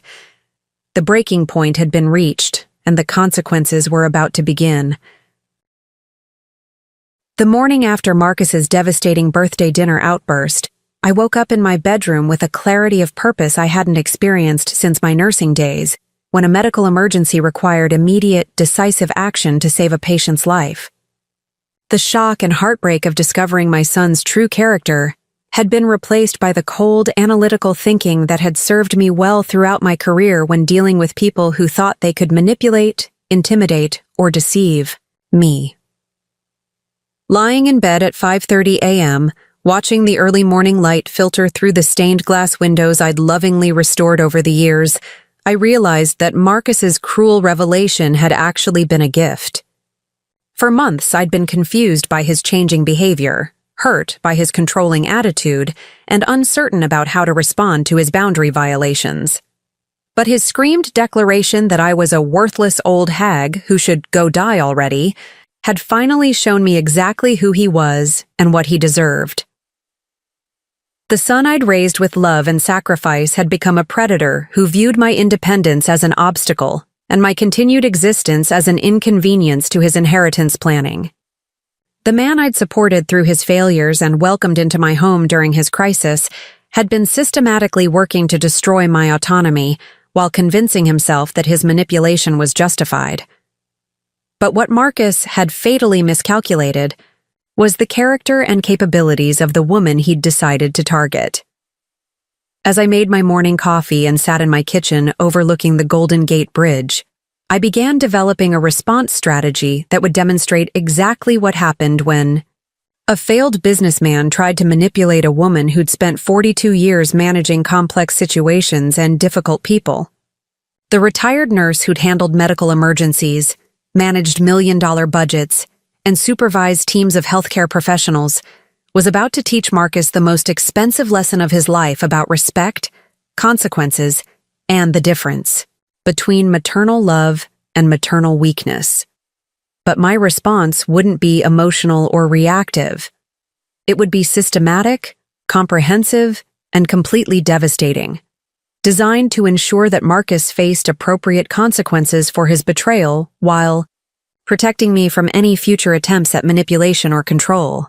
The foundation of trust and family loyalty that had made his deception possible would become the platform from which I would launch a counterattack that would destroy everything he'd been working to steal. My first priority had been to protect my assets and legal rights from any future attempts by Marcus to implement his guardianship and property control plans. Drawing on my decades of experience with healthcare bureaucracy and legal procedures, I'd understood that the best defense against Marcus's manipulation would be comprehensive documentation of my competence, combined with legal barriers that would make it impossible for him to access my resources or challenge my decision-making authority. That Monday morning, I'd made my first call to Patricia Montoya, an elder law attorney whose name I'd found through the California Bar Association's referral service. Patricia specialized in cases involving family financial abuse and had extensive experience helping elderly clients protect themselves from manipulative relatives who were trying to gain control over their assets and autonomy. Mrs. Whitman, what you're describing sounds like a textbook case of family financial abuse, Patricia had said after I'd explained Marcus's behavior and his birthday dinner revelation. Your son appears to have been implementing a systematic campaign designed to isolate you, undermine your confidence, and create documentation that would support guardianship proceedings. The good news is that you recognized the manipulation before he could implement his plans. Patricia had outlined a comprehensive legal strategy that would include new estate planning documents, medical competency evaluations, financial account protections, and documentation of Marcus's unauthorized activities that could be used as evidence if legal proceedings became necessary. The key to protecting yourself is acting decisively while you have the element of surprise, Patricia had explained. Your son apparently believes that you're declining mentally and wouldn't be capable of mounting an effective response to his manipulation. We're going to show him exactly how wrong he is about your capabilities. Within 48 hours, Patricia had arranged for Dr. Elena Rodriguez, a geriatric psychiatrist and neuropsychologist, to conduct comprehensive cognitive and mental health evaluations that would provide definitive medical evidence of my competence and decision-making capacity. The testing had been extensive, including memory assessments, problem-solving exercises, psychological evaluations, and detailed interviews about my daily functioning and independence. Mrs. Whitman, you scored in the 98th percentile for cognitive function in your age group, Dr. Rodriguez had reported after completing her evaluation. You show no signs of dementia, cognitive impairment, or any mental health conditions that would affect your capacity to make decisions about your life, finances, or health care. Any claims to the contrary would be medically unsupportable and potentially fraudulent. The comprehensive medical documentation had been crucial because it had provided irrefutable evidence that I was mentally competent and capable of managing my own affairs, directly contradicting any claims Marcus might make about my supposed cognitive decline. More importantly, Dr. Rodriguez's report had specifically addressed each of the fabricated symptoms that Marcus had documented, explaining that his alleged incidents were either normal variations in daily functioning or complete fabrications, with no medical basis. Simultaneously, I'd worked with Patricia to create new estate planning documents that would protect my assets while reflecting my actual wishes rather than Marcus's assumptions about his inheritance rights. The new will had been designed to ensure that my resources would go to people and organizations that truly deserved them, while sending a clear message about the consequences of betraying someone who'd given you everything. Your new estate plan reflects your actual values and priorities, Patricia had explained as we'd reviewed the documents. It protects your assets from manipulation while ensuring that your legacy goes to causes and people who've earned your trust and support. While building my legal protections, I'd also been conducting a systematic investigation into the full scope of Marcus's deception and manipulation. Using the analytical skills I'd developed during my nursing career and the attention to detail that had served me well in managing complex medical cases, I'd begun documenting evidence of Marcus's unauthorized activities and fraudulent behavior that would support my response strategy. The investigation had revealed that Marcus's manipulation campaign had been far more extensive and sophisticated than I'd initially realized. His unauthorized access to my financial accounts had been just the beginning of a comprehensive scheme that had included identity theft, document forgery, and attempted fraud that could have resulted in substantial financial losses if I hadn't discovered his activities when I did. Working with my bank's security department, I'd obtained detailed records of Marcus's unauthorized account access attempts, including timestamps, device information, and specific activities that demonstrated the systematic nature of his surveillance and attempted theft. The documentation had shown that Marcus had been monitoring my account balances, transaction history, and investment activities for months while attempting to identify vulnerabilities he could exploit. Your son's access attempts show a clear pattern of escalating unauthorized activity, the bank security specialist had explained during our meeting. He started with simple balance inquiries, but gradually attempted more complex transactions, including investment transfers and account modifications. This type of activity typically indicates preparation for more serious financial crimes. But Marcus's banking violations had been only part of his criminal activity. I'd also discovered that he'd been using my personal information to contact my investment advisor, insurance companies, and other financial service providers while falsely representing himself as my authorized representative. The documentation I'd obtained from these companies had revealed multiple instances of attempted fraud and identity theft. Someone claiming to be your son called last month requesting detailed information about your investment portfolio and asking about procedures for transferring assets to family members. My investment advisor Robert Chen had told me when I'd inquired about any unusual contact. We didn't provide any information because we couldn't verify his authorization, but the questions suggested sophisticated knowledge of your financial situation. Similar calls had been made to my insurance companies, my bank's trust department, and the property management company that handled some of my real estate investments. In each case, Marcus had attempted to obtain confidential information or initiate transactions while falsely claiming to have power of attorney or other authorization to act on my behalf. The most disturbing discovery had been evidence that Marcus had been researching and potentially preparing to forge legal documents that would give him authority over my assets and decision-making. Computer forensics analysis of his laptop had revealed downloaded forms, research into legal procedures, and draft documents that suggested he'd been planning to create fraudulent power of attorney and guardianship papers. As my investigation had progressed and my legal protections had been established, I'd begun developing the response strategy that would teach Marcus the most devastating lesson possible about the consequences of betraying someone who'd given him everything. The plan that had emerged would not only protect me from future manipulation, but would demonstrate exactly what happened when someone mistook generosity for weakness. The inspiration for my ultimate response had come during one of my volunteer tutoring sessions at the San Francisco Literacy Center, where I'd been working with Isabella Rodriguez, a 28-year-old single mother who'd been struggling to complete her high school equivalency while working 2 jobs to support her 6-year-old daughter, Sophia. Isabella's story had been both heartbreaking and inspiring, representing everything admirable about determination, sacrifice, and the power of education to transform lives. Isabella had immigrated to the United States from El Salvador when she was 16, fleeing violence and poverty that had made education impossible in her home country. She'd worked in restaurants, hotels, and cleaning services while learning English and trying to create opportunities for herself and her daughter that hadn't existed in her previous life. "Mrs. Whitman, working with you has changed everything for me," Isabella had told me during one of our tutoring sessions. "You've helped me understand that education isn't just about passing tests. It's about developing the confidence to believe I can create a better future for Sophia and myself." Isabella's intelligence, work ethic, and determination had reminded me of my own younger self when I'd been struggling to build a career and raise Marcus as a single mother.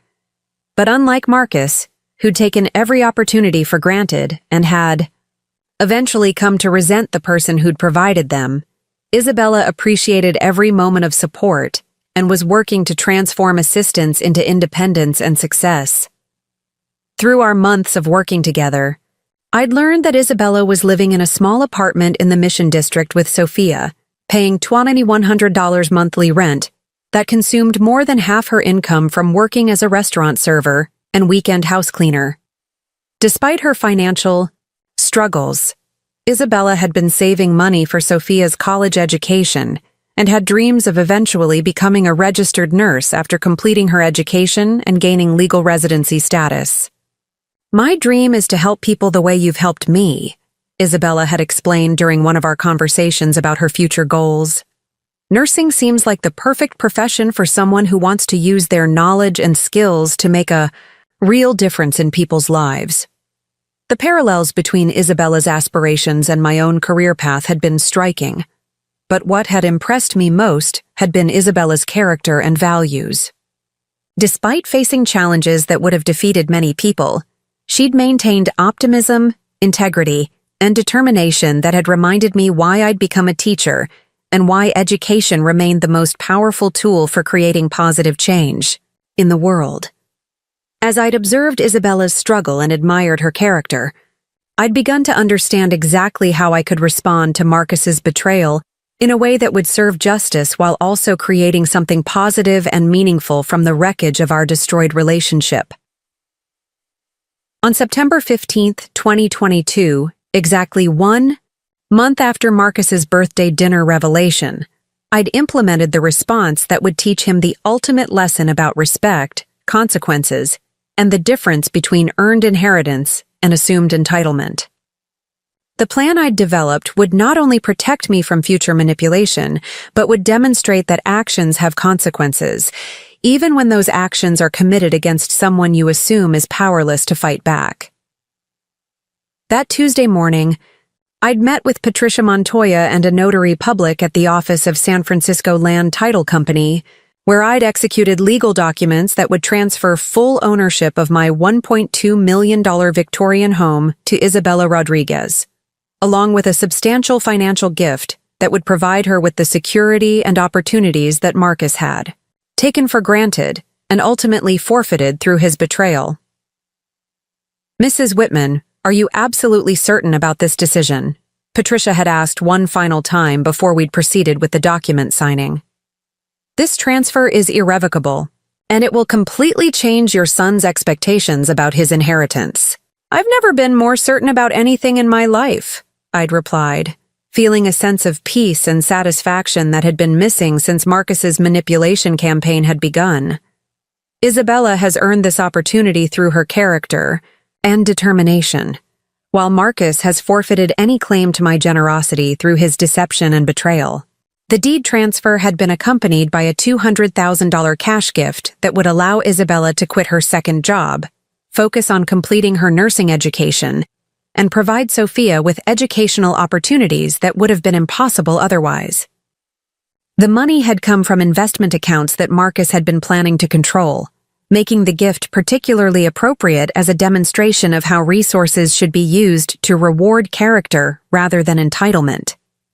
"I've also arranged for a full scholarship fund that will cover Sophia's education through college," I'd explained to Isabella when we'd met to discuss the transfer. "Education is the most valuable gift anyone can receive, and I want to make sure Sophia has every opportunity to achieve her dreams." Isabella's reaction to the deed transfer and financial gifts had been everything I'd hoped for. Gratitude, disbelief, and determination to honor the opportunity through continued hard work and service to others. Her response had confirmed my judgment about her character while providing the satisfaction of knowing that my resources would create positive change rather than enabling continued entitlement and manipulation. "Mrs. Whitman, I don't know how to thank you for this incredible generosity," Isabella had said, tears streaming down her face as she'd held the deed to her new home. "You've given Sophia and me opportunities we never could have imagined. I promise you that we'll use this gift to build something meaningful and to help other people the way you've helped us." Marcus had discovered the deed transfer on September 20th, when he'd returned from a business trip to find moving trucks in front of the house and Isabella directing the relocation of her belongings into what had been his assumed inheritance. The shock of learning that his birthright had been given to a stranger had triggered a complete psychological meltdown that had revealed the full extent of his entitlement and narcissistic assumptions about his place in my life. I'd been staying at the Fairmont Hotel while the transition had been completed, both to give Isabella space to settle into her new home and to avoid the confrontation that I'd known would be explosive and potentially dangerous. But Marcus's phone calls had provided plenty of evidence of his emotional state and his inability to accept responsibility for the consequences of his own actions. "What the fuck have you done?" Marcus had screamed in a voicemail message that had been so profanity-laden and threatening that I'd forwarded it to Patricia for potential use in legal proceedings. "You can't give away my inheritance to some random stranger.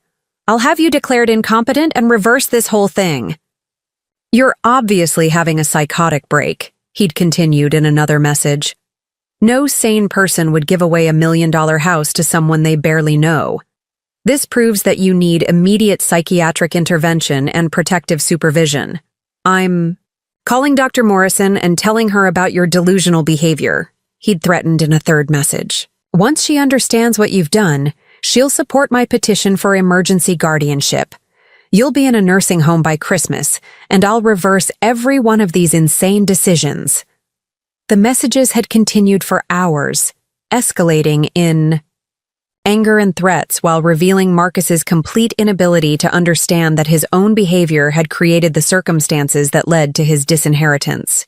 Instead of recognizing that his manipulation and betrayal had forfeited his claim to my generosity, he'd focused on trying to undo the consequences through continued manipulation and legal threats. But Marcus's greatest miscalculation had been his assumption that I'd acted impulsively or irrationally in transferring the property to Isabella. His attempts to have me declared incompetent had been immediately thwarted by the comprehensive medical and psychological evaluations I'd already completed, which had provided irrefutable evidence of my mental capacity and decision-making competence.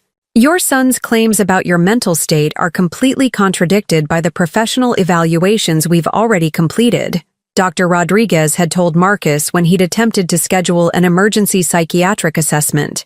"Mrs. Whitman shows no signs of cognitive impairment or mental illness that would affect her decision-making capacity. Any legal challenges to her competence would be frivolous and potentially subject to sanctions."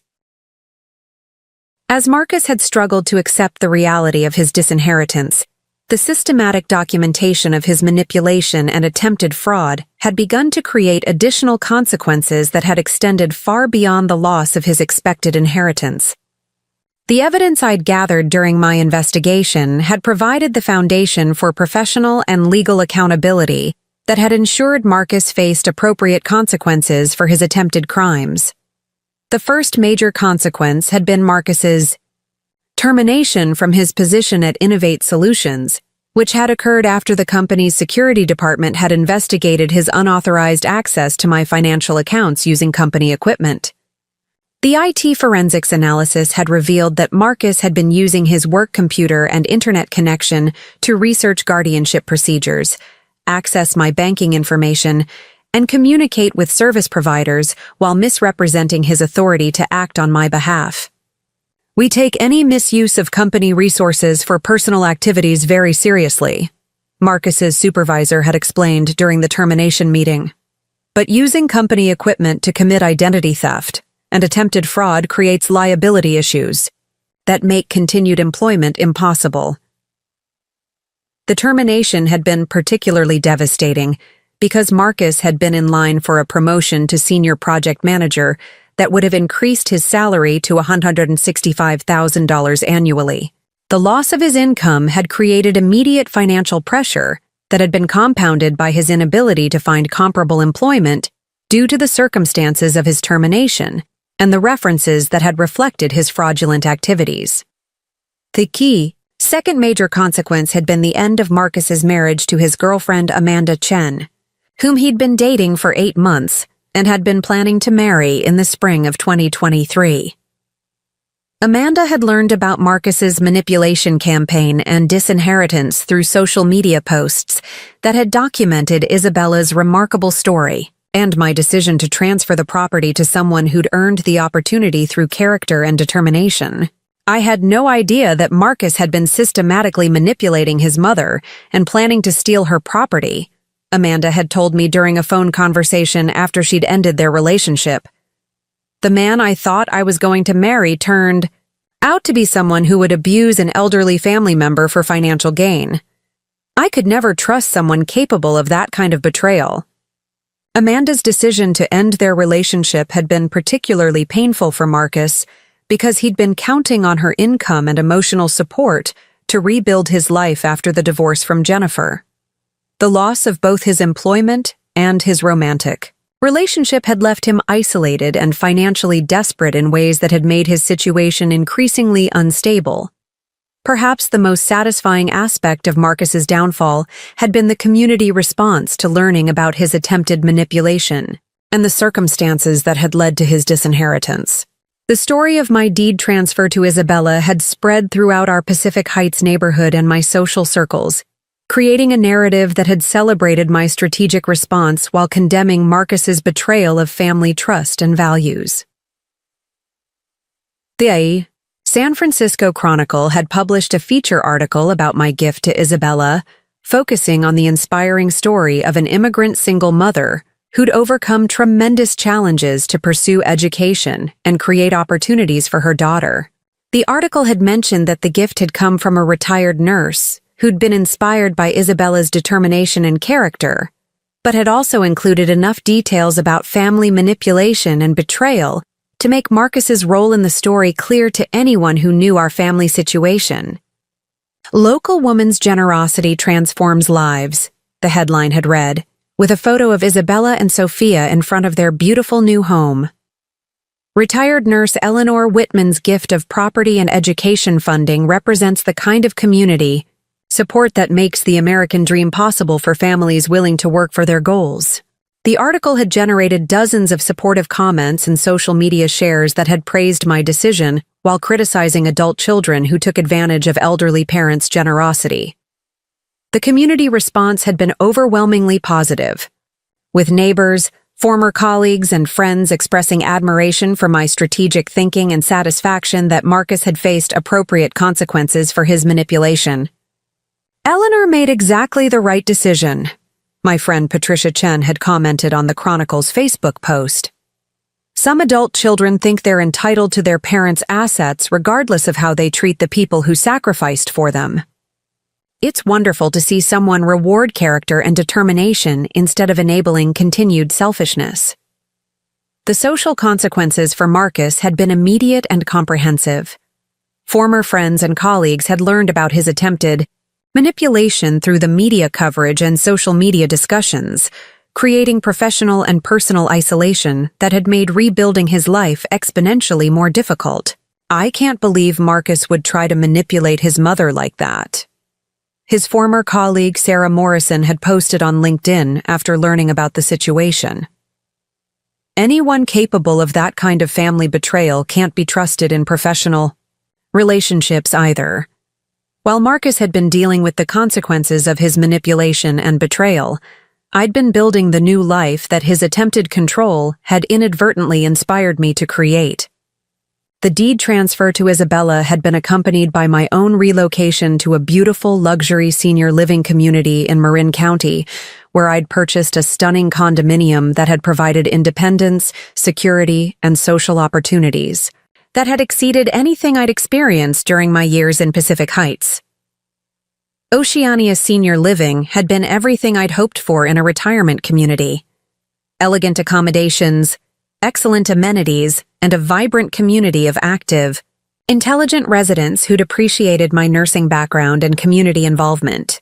The monthly fee had been substantial at $4,200, but my investment portfolio and pension income had provided more than enough resources to maintain my lifestyle while continuing to support educational causes and charitable organizations that reflected my values.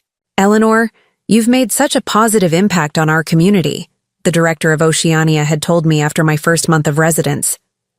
"Your healthcare expertise and volunteer spirit have enriched everyone's experience here. We're so fortunate to have someone with your background and energy as part of our family." My new apartment had been beautifully appointed with furniture and artwork that I'd selected specifically for this phase of my life, creating a space that had been both elegant and comfortable while reflecting my interests in literature, travel, and intellectual discussion. The location had provided easy access to cultural activities in San Francisco, while offering the kind of community support and security that had been perfect for someone my age. Most importantly, the senior living community had provided social connections with people who'd shared my values about education, service, and intellectual curiosity. Bridge clubs, book discussion groups, volunteer opportunities, and cultural outings had created a rich social life that had been far more satisfying than the isolation and tension that had characterized my final months living with Marcus. You seems so much happier and more relaxed than when you first moved here, my new friend Margaret Thompson had observed during one of our regular walks around the community gardens. It's clear that leaving your previous living situation was exactly the right decision for your well-being and peace of mind. One of the most rewarding aspects of my new life had been maintaining a meaningful relationship with Isabella and Sophia that had provided purpose and joy while demonstrating the positive outcomes that could result from recognizing and rewarding good character. Unlike my relationship with Marcus, which had been built on obligation and had eventually been poisoned by manipulation and entitlement, my friendship with Isabella had been based on mutual respect and shared values that had continued to strengthen. Over time, Isabella had thrived in her new circumstances, using the financial security and educational support I'd provided to complete her nursing prerequisites while maintaining her focus on creating opportunities for Sophia's future success. Her gratitude had remained genuine, and her determination had been inspiring, validating my judgment about her character while providing the satisfaction of knowing that my resources were creating lasting positive change. Mrs. Whitman, starting nursing school next month feels like a dream come true, Isabella had told me during one of our monthly lunch meetings. Sophia and I wake up every morning grateful for the opportunities you've made possible. We're determined to honor your investment by working hard and eventually helping other families the way you've helped us. Sophia had adjusted beautifully to her new school and neighborhood, making friends quickly while maintaining the academic excellence that had characterized her education despite the challenges of her family's previous financial struggles. Her teachers had reported that she was thriving both academically and socially, and her excitement about learning had reminded me of the joy I'd experienced during my own teaching career. Sophia talks about you constantly, Isabella had shared during another conversation. She tells everyone that you're her honorary grandmother and that she wants to be a nurse just like you when she grows up. You've become such an important part of our family story. The relationship with Isabella and Sophia had provided the kind of intergenerational connection and purpose that I'd hoped to have with Marcus and any grandchildren he might have provided. But unlike my relationship with Marcus, which had become poisoned by his entitlement and manipulation, my friendship with Isabella's family had been built on appreciation, respect, and shared commitment to education and service that had created lasting bonds. The final confrontation with Marcus had occurred in November 2022, when he'd made one last attempt to convince me to reverse the deed transfer and restore his inheritance expectations. By that time, the cascading consequences of his manipulation campaign had left him unemployed, financially desperate, and socially isolated, creating circumstances that had made him increasingly unstable and potentially dangerous. Marcus had appeared at my new apartment complex unannounced, demanding to speak with me about what he'd called his unlawful disinheritance and threatening legal action if I didn't agree to transfer the property back to him. The encounter had been brief but revealing, demonstrating that Marcus still hadn't accepted responsibility for his own actions or recognized that his behavior had created the consequences he was experiencing. "Mom, you need to fix this situation immediately," Marcus had demanded when I'd agreed to speak with him in the community's visitor lounge. "I've lost my job, my relationship, and my future because of your irrational decision to give away my inheritance. You have to transfer the house back to me and provide financial support until I can rebuild my career." His continued assumption that I owed him anything after his attempted manipulation and betrayal had been both astounding and pathetic. Even facing the complete destruction of his life plans, Marcus had been unable to acknowledge that his own actions had created his circumstances, or to express genuine remorse for the pain and betrayal he'd inflicted on someone who'd given him everything. Marcus, the consequences you're experiencing are the direct result of your decision to manipulate and betray someone who loved you unconditionally, I'd replied, my voice calm but firm. You chose to view my independence as an obstacle, and my generosity as weakness. Now you're learning what happens when someone like that encounters someone stronger than they realized. You're destroying our family over nothing, Marcus had shouted, his voice echoing through the elegant lounge and drawing concerned attention from other residents and staff members. I was just trying to help you plan for your future. Everything I did was motivated by concern for your well-being, the Sao. Continued lies and self-deception had been the final confirmation that Marcus was incapable of the kind of character growth that might have made reconciliation possible. His inability to accept responsibility or express genuine remorse had made it clear that any future relationship would simply provide opportunities for additional manipulation and abuse. Our family relationship ended the night you screamed at me to go die already, I'd said, standing to indicate that our conversation was finished. You revealed your true character that evening, and I responded accordingly. The consequences you're experiencing are permanent, and they're exactly what you deserve. Security had escorted Marcus from the premises after he'd continued shouting threats and accusations, and I'd obtained a restraining order that had prevented any future contact attempts.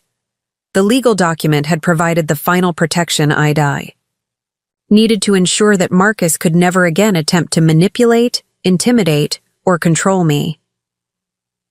2 years after the deed transfer that had changed everything, I was living the most fulfilling and peaceful life I'd experienced since David's death.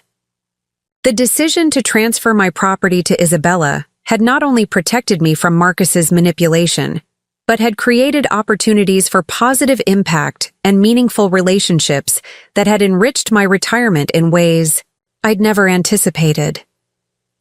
Isabella had graduated from nursing school with honors and had begun working at UCSF Medical Center, where her compassion, intelligence, and dedication had quickly earned the respect of colleagues and supervisors.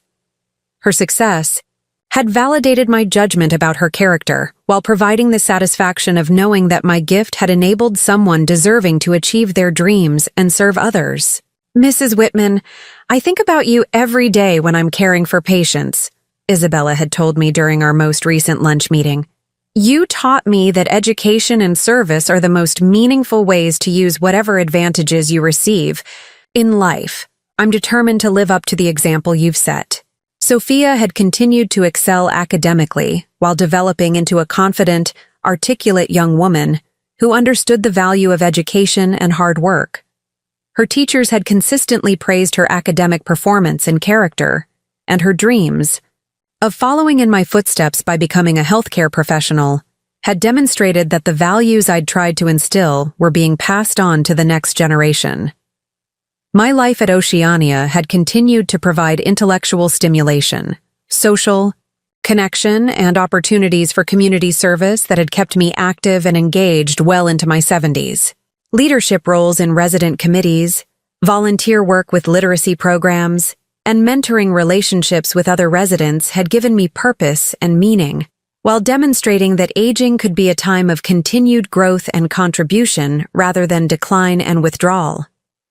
Eleanor has transformed our community through her energy, wisdom, and commitment to helping others, the Oceania director had said during a recent community meeting. She embodies everything positive about aging with grace, purpose, and continued service to others. Standing on my apartment balcony overlooking the San Francisco Bay, watching the sunset paint the water in shades of gold and crimson, I felt a deep satisfaction that had nothing to do with revenge and everything to do with justice, dignity, and the power of strategic thinking to overcome manipulation and betrayal. Marcus had learned too late that planning to exploit someone who'd spent decades dealing with manipulative people was the biggest mistake he'd ever made. He'd discovered that the elderly woman he'd tried to control was actually someone with the intelligence, resources, and determination to ensure that justice was served in ways he'd never anticipated. The most important lesson from my experience was that respect isn't optional in family relationships, that trust once broken can never be rebuilt, and that people who underestimate you based on your age or circumstances might be making the most expensive mistake of their lives. Sometimes the best thing that can happen is when someone pushes you far enough that you finally decide to push back with everything you have. If someone in your life is treating you like you're disposable, remember my story. Remember that you're never too old, never too weak, never too powerless to fight for what's rightfully yours. Remember that generosity should be appreciated rather than exploited, and that family relationships should be based on respect rather than entitlement. What's your story? Have you ever had to fight back against someone who thought you were helpless? Share it in the comments below, and remember to like and subscribe for more stories about turning your worst betrayal into your greatest victory. Because sometimes the people who try to destroy you end up teaching you exactly how strong you really are. And sometimes that strength is enough to ensure they never underestimate anyone like you ever again. The deed transfer was supposed to be impossible for someone like me to accomplish. Instead, it became the moment when I demonstrated that some people fight back harder than you ever expected. Marcus thought he was stealing my dignity, but what he actually did was help me discover that I was much more powerful than either of us had ever imagined. That's a lesson he'll have plenty of time to think about for the rest of his life.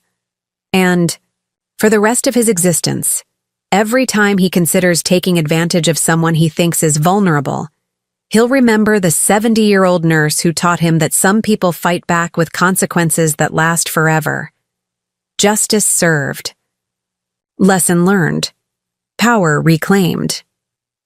Sometimes the best revenge is simply showing people exactly who they were foolish enough to cross, while using your resources to create something beautiful and meaningful from the wreckage of their betrayal. The woman Marcus dismissed as a burden became the architect of his complete destruction, while building a legacy of education, opportunity, and empowerment that will continue long after both of us are gone. That's what real power looks like. Not the ability to control others, but the wisdom to know when to fight back, and the strength to ensure that justice is served completely. Isabella and Sophia's success story will continue for generations, while Marcus's name will be remembered only as a cautionary tale about what happens when you mistake love for weakness and generosity for stupidity. Sometimes the best inheritance you can leave is a lesson that teaches people to treat others with respect, because the consequences of doing otherwise might be more devastating than they ever imagined possible.